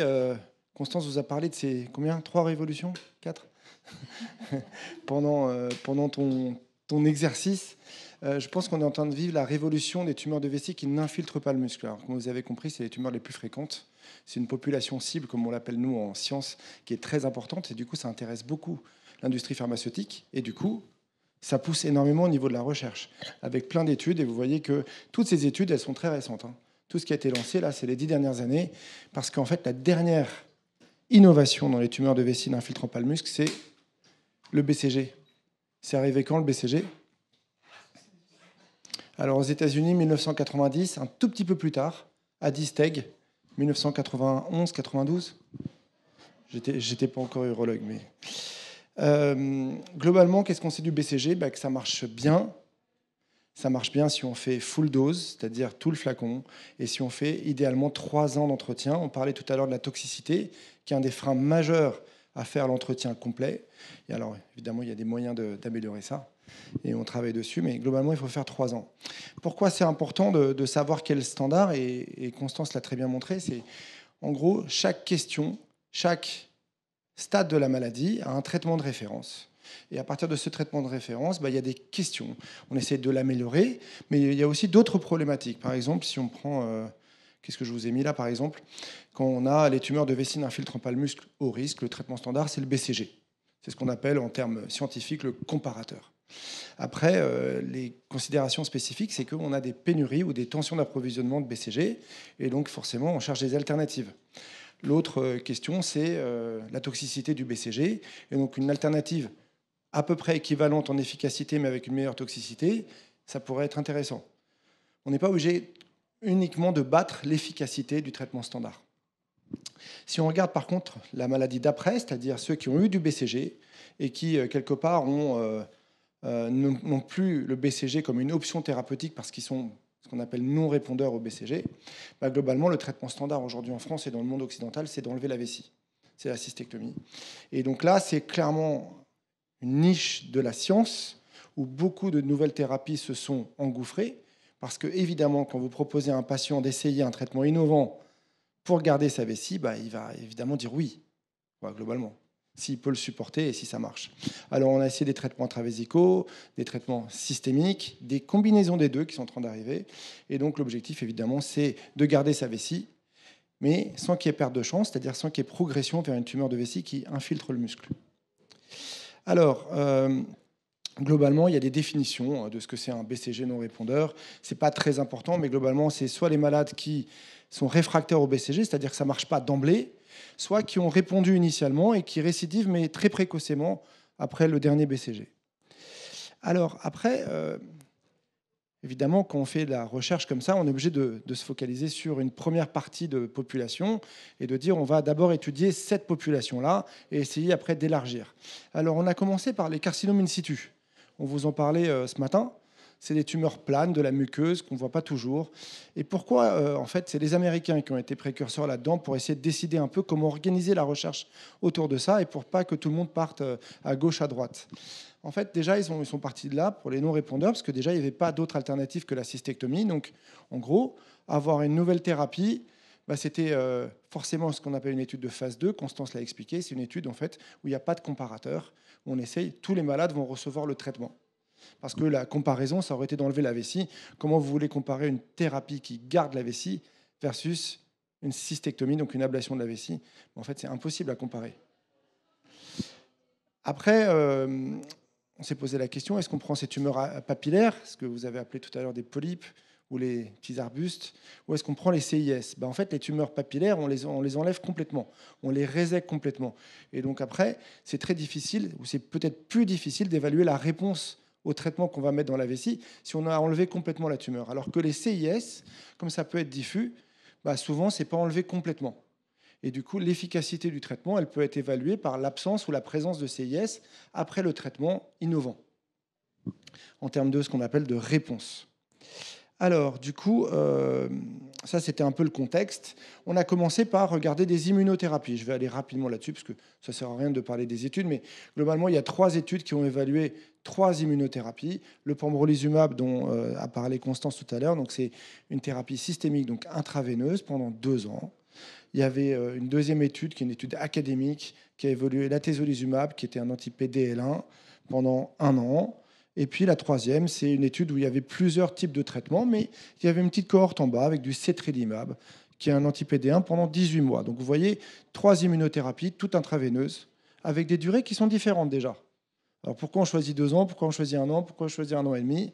En fait, on ne sait pas, on essaye. On essaie de faire ce qu'on pense rationnel. Il n'y a pas de... Personne n'a démontré que 12 mois versus 24 mois, pour l'instant, ça change quelque chose. Alors, du coup, ces études, on a regardé un petit peu la population. Donc, c'était des patients qui étaient en échec de BCG, donc non répondeurs, qui avaient du CIS, vous le voyez au milieu. Et globalement, ce qui était intéressant, c'est qu'ils étaient tous clairement bien traités par du BCG, au moins 12 instillations, en gros, en moyenne. Et si vous voyez la dernière case, et c'est là où c'est intéressant, je pense, pour les associations de patients, c'est que quels étaient ces patients? Aujourd'hui, l'indication pour rentrer dans ces essais cliniques, c'est soit le malade qui est inéligible à la cystectomie, parce qu'il a des comorbidités et qu'en gros, le risque de mourir de la cystectomie est plus important que de mourir de la maladie, soit c'est les malades qui refusent la cystectomie. Vous voyez que globalement, dans les 3 essais, vous avez plus de 93% des gens qui étaient des malades qui refusaient la cystectomie. Donc ça, c'est intéressant comme message, je trouve. Alors, en termes de réponse complète, vous voyez que c'était pas dingue, mais il y avait une espèce de signal à 27 à 41% en fonction de si on se place à 3 mois ou à 6 mois en termes d'évaluation de la réponse complète. Vous voyez que la première étude, c'était à 3 mois, les 2 autres, c'était à 6 mois, peu importe. Mais globalement, il y avait un signal, évidemment, que tout le monde ne répond pas, loin de là. Ça, c'était la deuxième question, c'est que, OK, on a une réponse à 3 mois, une réponse à 6 mois. Ce qui nous intéresse, nous, c'est pas que les gens gardent une vessie 6 mois. Moi, j'ai un patient qui était dans un de ces essais-là, qui a gardé sa vessie 6 mois et finalement, il a récidivé à 6 mois. On lui a enlevé la vessie. Pour moi, c'était significatif. Moi, je suis urologue, je suis chirurgien, je suis un peu oncologue aussi. Et globalement, pour moi, 6 mois, c'était quelque chose. Pour le patient, il m'a dit que ça ne changeait rien de l'enlever à l'instant T ou 6 mois plus tard. Ce qu'il espérait, c'était évidemment de la garder à vie. Voilà, donc c'est pour ça que c'est intéressant de discuter, parce que notre perception n'est pas forcément celle des patients. Et donc, c'est pour ça qu'il faut regarder ces courbes de maintien de la réponse. Et vous voyez, globalement, on arrive à 50%, en gros, à 1 an, parmi les patients qui avaient une réponse initiale. Donc, globalement, 1 malade sur 2 avec la réponse à 3 ou 6 mois va la garder à 1 an. Donc, en fait, on en perd, c'est-à-dire que le maintien de la réponse n'est pas 100%. Alors, une autre problématique, OK, on va garder la vessie, mais il faut que il n'y ait pas de perte de chance. Comment on définit la perte de chance? C'est ces malades avec une tumeur de vessie qui n'infiltre pas le muscle. C'est la survenue d'une tumeur de vessie qui infiltre le muscle, ce que nous on appelle une progression vers une maladie infiltrante. Et pire encore, c'est si ça part plus loin, si ça part au niveau des ganglions, des métastases. Et vous avez les chiffres en bas. Globalement, il y avait à peu près 3 à 7% de tumeurs infiltrant le muscle chez les gens qui ont eu une ablation de vessie et 5 à 19% d'envahissement ganglionnaire. Donc il y a une petite perte de chance. La question est, en tant que communauté de patients, d'associations, quel est le pourcentage de risque qu'on est prêt à prendre pour garder une vessie? Il n'y a pas de bonne réponse. Et enfin, la dernière question, parce que évidemment, qui parle d'immunothérapie, qui parle de thérapie systémique, intraveineuse, dit toxicité. Et ça, c'est aussi une perte de chance potentielle, parce que la toxicité, elle n'est pas à 0. Et en gros, c'est la deuxième ligne qui est la plus importante, c'est ce qu'on appelle, nous, les grades 3-4. Grade 3-4, c'est des toxicités dites majeures, c'est-à-dire qu'elles vont impacter la vie du patient, et potentiellement jusqu'à la fin de sa vie. C'est par exemple une hypothyroïdie qui est induite par l'immunothérapie, elle va être supplémentée à vie. Donc ça, c'est une vraie contrainte imposée par le traitement en termes de toxicité. Et donc là, on est aux alentours de 8-14%. Donc, encore une fois, c'est des pourcentages qui ne sont pas très élevés, beaucoup moins élevés que quand on utilise ces drogues en tumeur de vessie infiltrant le muscle ou dans les stades métastatiques. Mais là, on est dans des maladies moins évoluées, où on accepte une toxicité aussi moins importante, parce que là, l'enjeu, ce n'est pas de vivre, l'enjeu, c'est de garder sa vessie. Alors, globalement, donc, en conclusion, on a un signal de réponse. Et ça a amené pembrolizumab d'être FDA approved, comme ils disent, donc approuvé par la FDA. Aujourd'hui, pas d'accès en Europe, et encore moins en France. Mais ça ne répond pas à tout, ces immunothérapies. Et il faut bien garder en tête cette balance entre le bénéfice de garder sa vessie, pour combien de temps, avec potentiellement un petit risque de progression, et potentiellement un risque aussi de toxicité lié à ces immunothérapies systémiques. Du coup, on est parti sur une deuxième catégorie de traitement, ce qu'on appelle les thérapies géniques. Alors ça, c'est ultra moderne, ça on adore, parce que globalement, c'est complexe, et on aime bien quand c'est complexe. C'est un peu comme l'antidrogue conjugate, l'enfantumab vedotin. On adore, ça se fixe pour larguer une autre chimiothérapie. Ça, c'est incroyable. C'est pas le premier médicament. Bah, là, c'est un peu pareil. Alors, ils ont des noms qui sont imprononçables. Nadofaragène firadenovec. En gros, c'est un premier adénovirus qui va se fixer sur la cellule tumorale et qui va relarguer le gène d'intérêt qui en fait est ici, s'appelle l'interféron alpha 2B. En fait, ça relargue une immunothérapie dans la cellule tumorale. Donc c'est assez incroyable. En fait, on fait une immunothérapie moderne avec une thérapie génique pour arriver dans la cellule et donc être potentiellement plus efficace. Ça, c'est intravésical. Et après, vous avez le crétostimogène Grenadeno-Prevnec. Je ne l'ai pas si mal dit. Lui, en gros, c'est un peu la même chose, sauf qu'il a une part cytotoxique, c'est-à-dire destruction des cellules tumorales, et une part aussi immunitaire, donc immunothérapie. Donc à la fois, vous voyez qu'on revient quand même dans des concepts d'immunothérapie, ça vous rappelle le BCG, parce que le BCG, en fait, est une immunothérapie. Alors, ça, c'était le design des études. En gros, ce qui est bien dans cette première étude-là, c'est que c'est des traitements intravésicaux, avec, vous voyez ici, pendant 1 an, et en fait, on a une instillation, en fait, on le met dans la vessie, tous les 3 mois, pendant 1 an, donc ça fait 5 doses au total. Donc en termes déjà organisationnels et en termes de burden, comme ils appellent les anglo-saxons, c'est-à-dire d'impact patient, ça c'est quand même minime en termes d'organisation et aussi potentiellement de procédure. Le deuxième, c'est un schéma qui ressemble énormément au BCG, parce que vous voyez qu'à gauche, à T0, c'est-à-dire au départ, à l'induction, il y a 6 instillations en 6 semaines. Et après, c'est 3 instillations à 3, 6, 9, 12 mois. Et puis, on refait après tous les 6 mois à peu près, en fonction de la réponse. Donc, ça ressemble énormément au BCG. Donc, pas mal d'instillations, mais encore une fois, intravésicales. Ça, c'est les premiers résultats qu'on a. Alors, ça, c'est les patients qui étaient inclus. Alors, même message que l'immunothérapie, c'est exactement les mêmes malades. C'est des malades qui avaient du CIS, qui ont eu beaucoup d'instillations de BCG, une bonne dizaine en gros. Et globalement, c'était 94 à 100% de gens qui refusent la cystectomie. Vraiment les mêmes populations. Donc du coup, on peut quelque part comparer les résultats, parce que la population de patients était la même. Et là, vous voyez les réponses à 3 mois qui étaient de plus de 50% pour le nadofaragène et 68% pour le crétostimogène à 3 mois, avec un maintien de la réponse qui est à peu près 1 malade sur 2 avec une réponse, qui la maintient à 1 an pour le premier. Le deuxième, on n'a pas encore ces résultats à 1 an, mais globalement, ça a l'air de se maintenir à 6 mois, donc on a espoir qu'ici, ça soit un tout petit peu mieux. Mais encore une fois, on ne le sait pas. En termes de progression, encore une fois, pour souligner cette problématique de la progression et de la perte de chance potentielle, avec un tout petit peu de patients qui ont une tumeur qui a progressé vers l'infiltration du muscle, et aussi là, un patient dans cette étude du nadofaragène qui a eu des ganglions sur la pièce de cystectomie, donc une perte de chance potentielle d'avoir essayé de garder sa vessie. En termes de toxicité, là on est sur des thérapies qui sont intravésicales, qui ne passent pas dans le sang. Donc une toxicité qui est beaucoup moins importante. Donc encore une fois, c'est la deuxième ligne, c'est ce qu'on appelle les grades 3-4. Les toxicités majeures, vous voyez que ça va globalement de 0 à 4%, donc beaucoup plus faible. Donc ça, c'est vrai que nous, ça nous plaît. Parce qu'on veut bien, entre guillemets, prendre un risque sur une perte de chance potentielle, à discuter évidemment au cas par cas avec les patients. Mais la toxicité qui est favorable, ça aide un petit peu à acheter un peu ces nouvelles thérapies. Donc ça, c'est pour l'instant les thérapies géniques, donc c'est très préliminaire, hein. On n'a pas des durées de maintien de réponse et des durées d'évaluation très longues, mais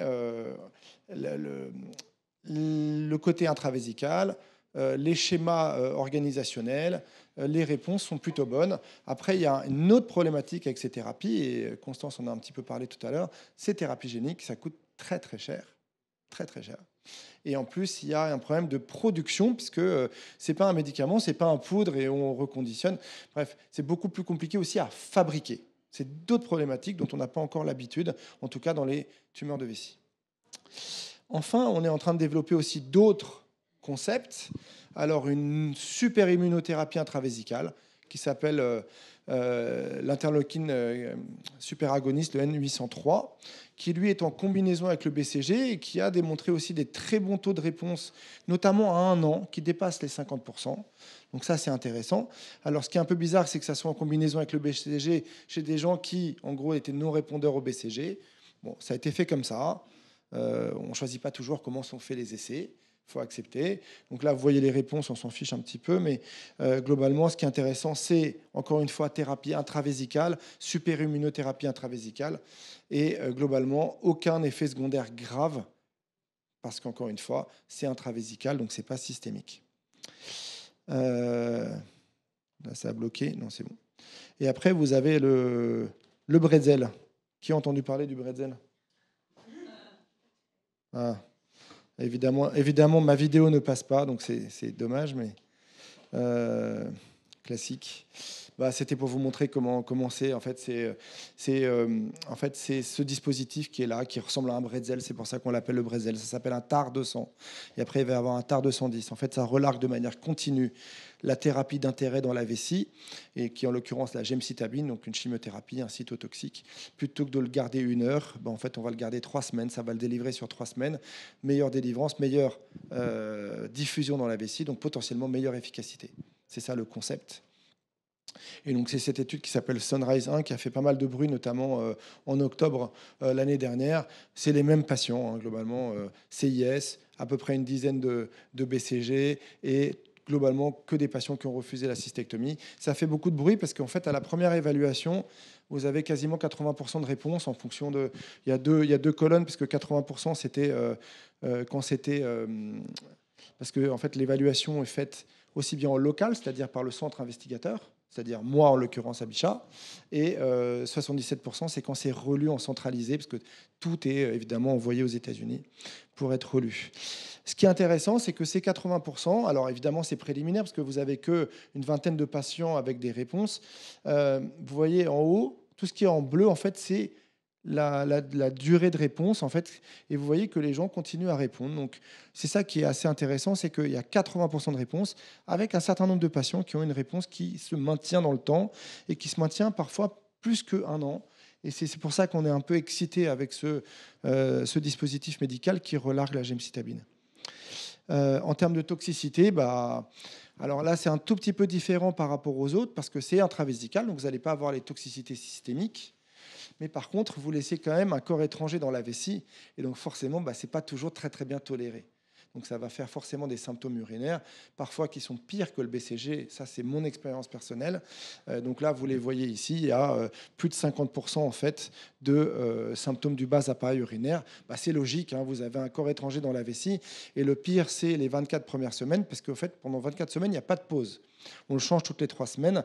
Donc pendant 24 semaines, le patient ou la patiente a le bretzel dans sa vessie.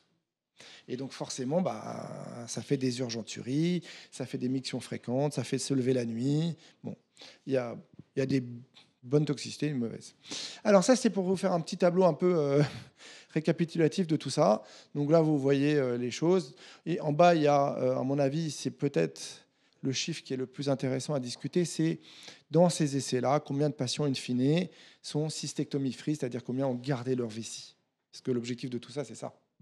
Et vous voyez qu'on dépasse les 60% et on arrive même à 84%. Donc c'est vraiment pas si mal. Après, encore une fois, que deviennent les 16%, les 37%?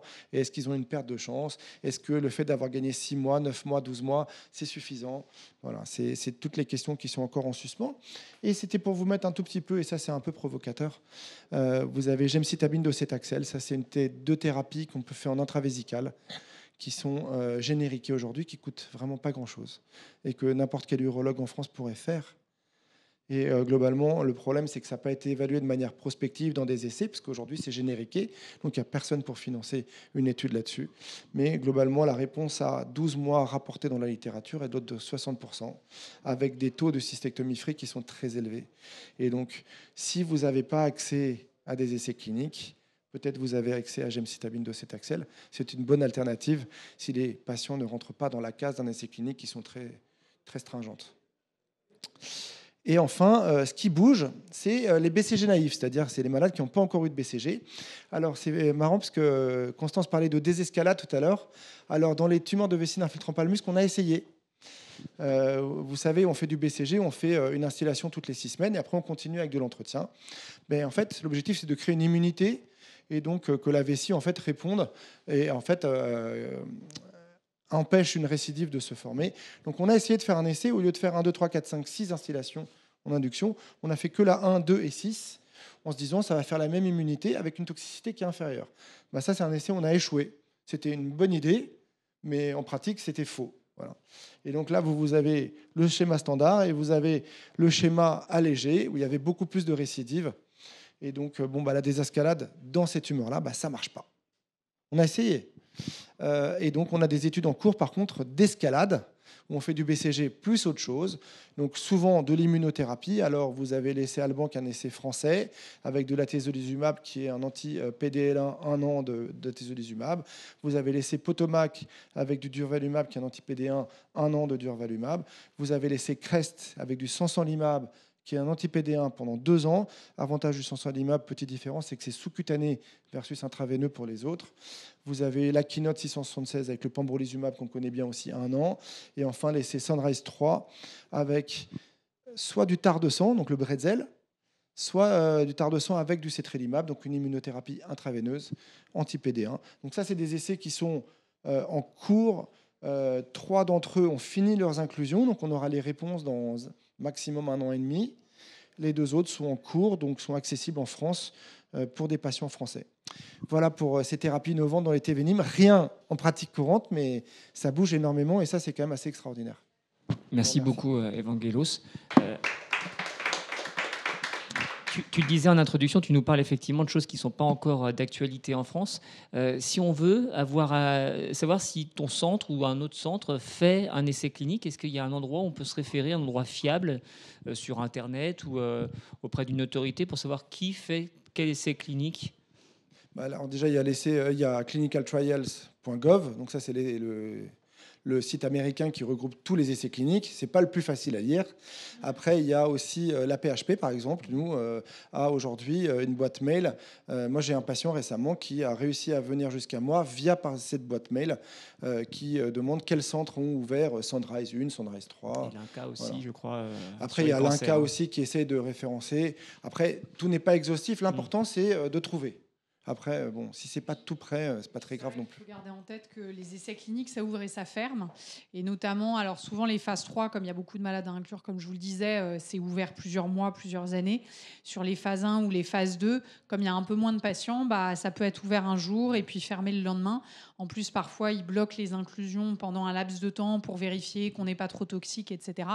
Donc c'est vrai que ça bouge beaucoup et ça reste quand même, je trouve, une des faiblesses de notre organisation, où c'est assez difficile pour les patients, mais aussi pour les médecins. Pour un médecin qui a un patient qui voudrait mettre dans un essai, il n'en a pas chez lui, à qui il l'adresse, à quel endroit.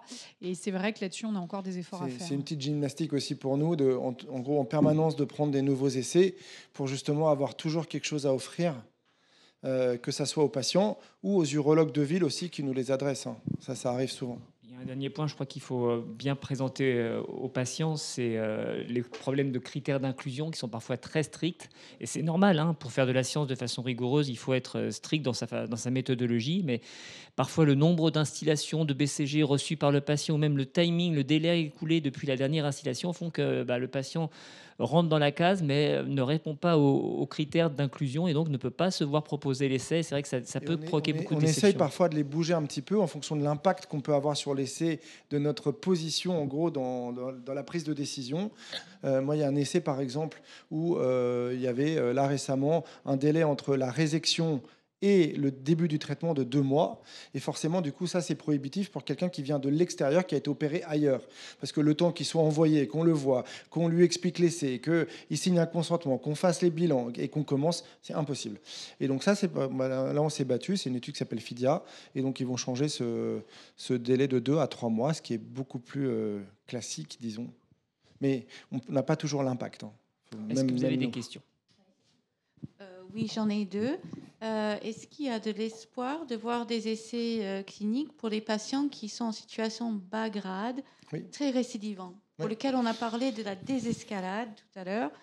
Et j'ai entendu le docteur Prader parler aussi de désescalade il y a quelques jours à l'EAU. Mais alors, les tumeurs de vessie n'infiltrant pas le muscle de bas grade, c'est ce qu'on appelle les risques intermédiaires, en gros, pour faire simple. Ils sont là. Hein. Là, regardez. Il commence à y en avoir, et il y en a d'autres qui arrivent, notamment un essai qui s'appelle Moonrise. Donc oui, ça va arriver. Évidemment que quand vous êtes un industriel avec une nouvelle innovation, vous allez ce qu'on appelle sur le besoin non couvert. Parce que c'est là où en fait l'accès est le plus facile pour rentrer en gros sur le marché des tumeurs de vessie. Et donc en gros c'était ici. Et évidemment, après, ça remonte les lignes. C'est comme pour les maladies métastatiques. On commence en 3e ligne, et après, vous voyez l'enfortumab vedotin qui va arriver en 1re ligne. C'est progressif. C'est un peu la même chose. Donc oui, il y a des essais. Il y a des essais qui ouvrent en France, là, actuellement. Donc oui. Après, est-ce qu'on a besoin, ça c'est des questions différentes, mais est-ce qu'on a besoin de nouvelles thérapies plus efficaces que la chimiothérapie ou que le BCG 1 an qui peut être aussi recommandé dans ces indications-là? Ou est-ce qu'on a besoin de désescalade, par exemple d'éviter une RTUV dans ces tumeurs récidivantes, soit par de la surveillance active, ça s'est proposé dans certains centres français, ça a été communiqué encore à l'EAU. Nous, c'est quelque chose qu'on fait beaucoup à Bichat et dans d'autres centres français ou européens, mais ça peut être aussi une chimioablation. En fait, il y a plein de concepts pour essayer d'améliorer aussi dans la désescalade ou dans le remplacement du standard. Et s'il y a encore un peu de temps, comment est-ce qu'on capture la notion de qualité de vie pour les patients dans cette situation? Vous l'avez dit tout à l'heure. Moi, je pensais que c'était bien que le patient préserve sa vessie pendant 6 mois, mais finalement, bon. J'ai appris, moi. Comment est-ce qu'on capture ce que vivent ces patients-là pendant un essai clinique? Est-ce qu'on... Alors, ça me met en colère des fois d'entendre parler garder sa vessie, garder sa vessie. Non, c'est aussi garder son intimité sexuelle pour beaucoup de patients qui refusent la cystectomie. Ce n'est pas leur vessie. C'est préservation de l'organe. Fonctionne bien, plutôt bien, mais ils ont 40, 50 ans et ils aimeraient plus. Hein, pour répondre à votre question, je pense qu'en pratique quotidienne, on n'est pas bon aujourd'hui. On n'est pas bon. Dans les essais cliniques aujourd'hui, c'est là où en gros c'est le plus étudié, on fait des questionnaires de qualité de vie. Le problème c'est que, vous savez comment ça se passe, en gros il y a une tablette, on donne la tablette au malade et il remplit. Moi j'ai déjà regardé ce qu'il y avait comme questions, et quand vous regardez les questions, c'est des questions de l'ERTC, on appelle ça, et c'est des questionnaires qui ont été designés pour les maladies métastatiques. Et quand vous donnez cette tablette avec ce questionnaire à un patient qui a une tumeur de vessie n'infiltrant pas le muscle, clairement, les questions, elles n'ont aucune pertinence.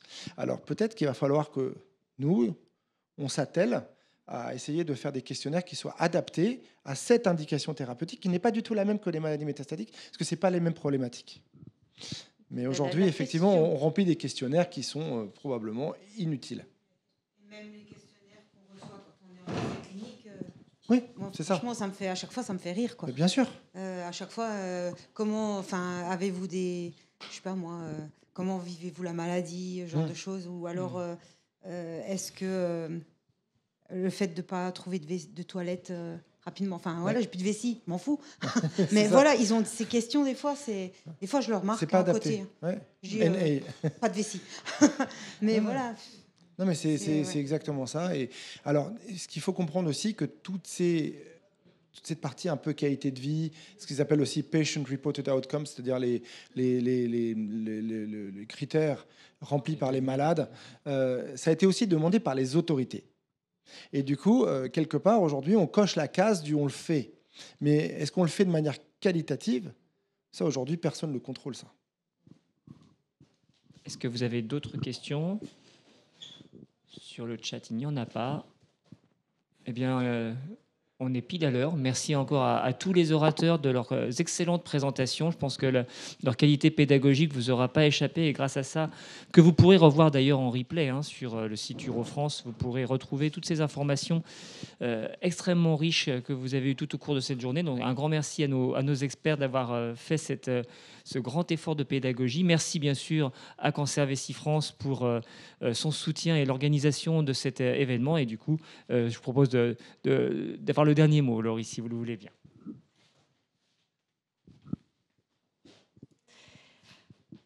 Moi aussi, j'aimerais dire quelques remerciements. Tout d'abord, professeur Yann Nezillet, d'avoir collaboré depuis des mois et des mois sur ce projet pour cette journée.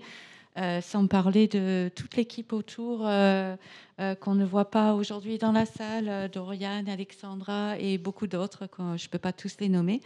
J'aimerais vraiment remercier tous les professionnels de la santé qui ont pris le temps de préparer en amont leurs slides, les réponses aux questions, de faire en sorte que cette journée répond aux attentes des patients qui veulent vraiment avoir des réponses à leurs questions et des explications sur leur maladie.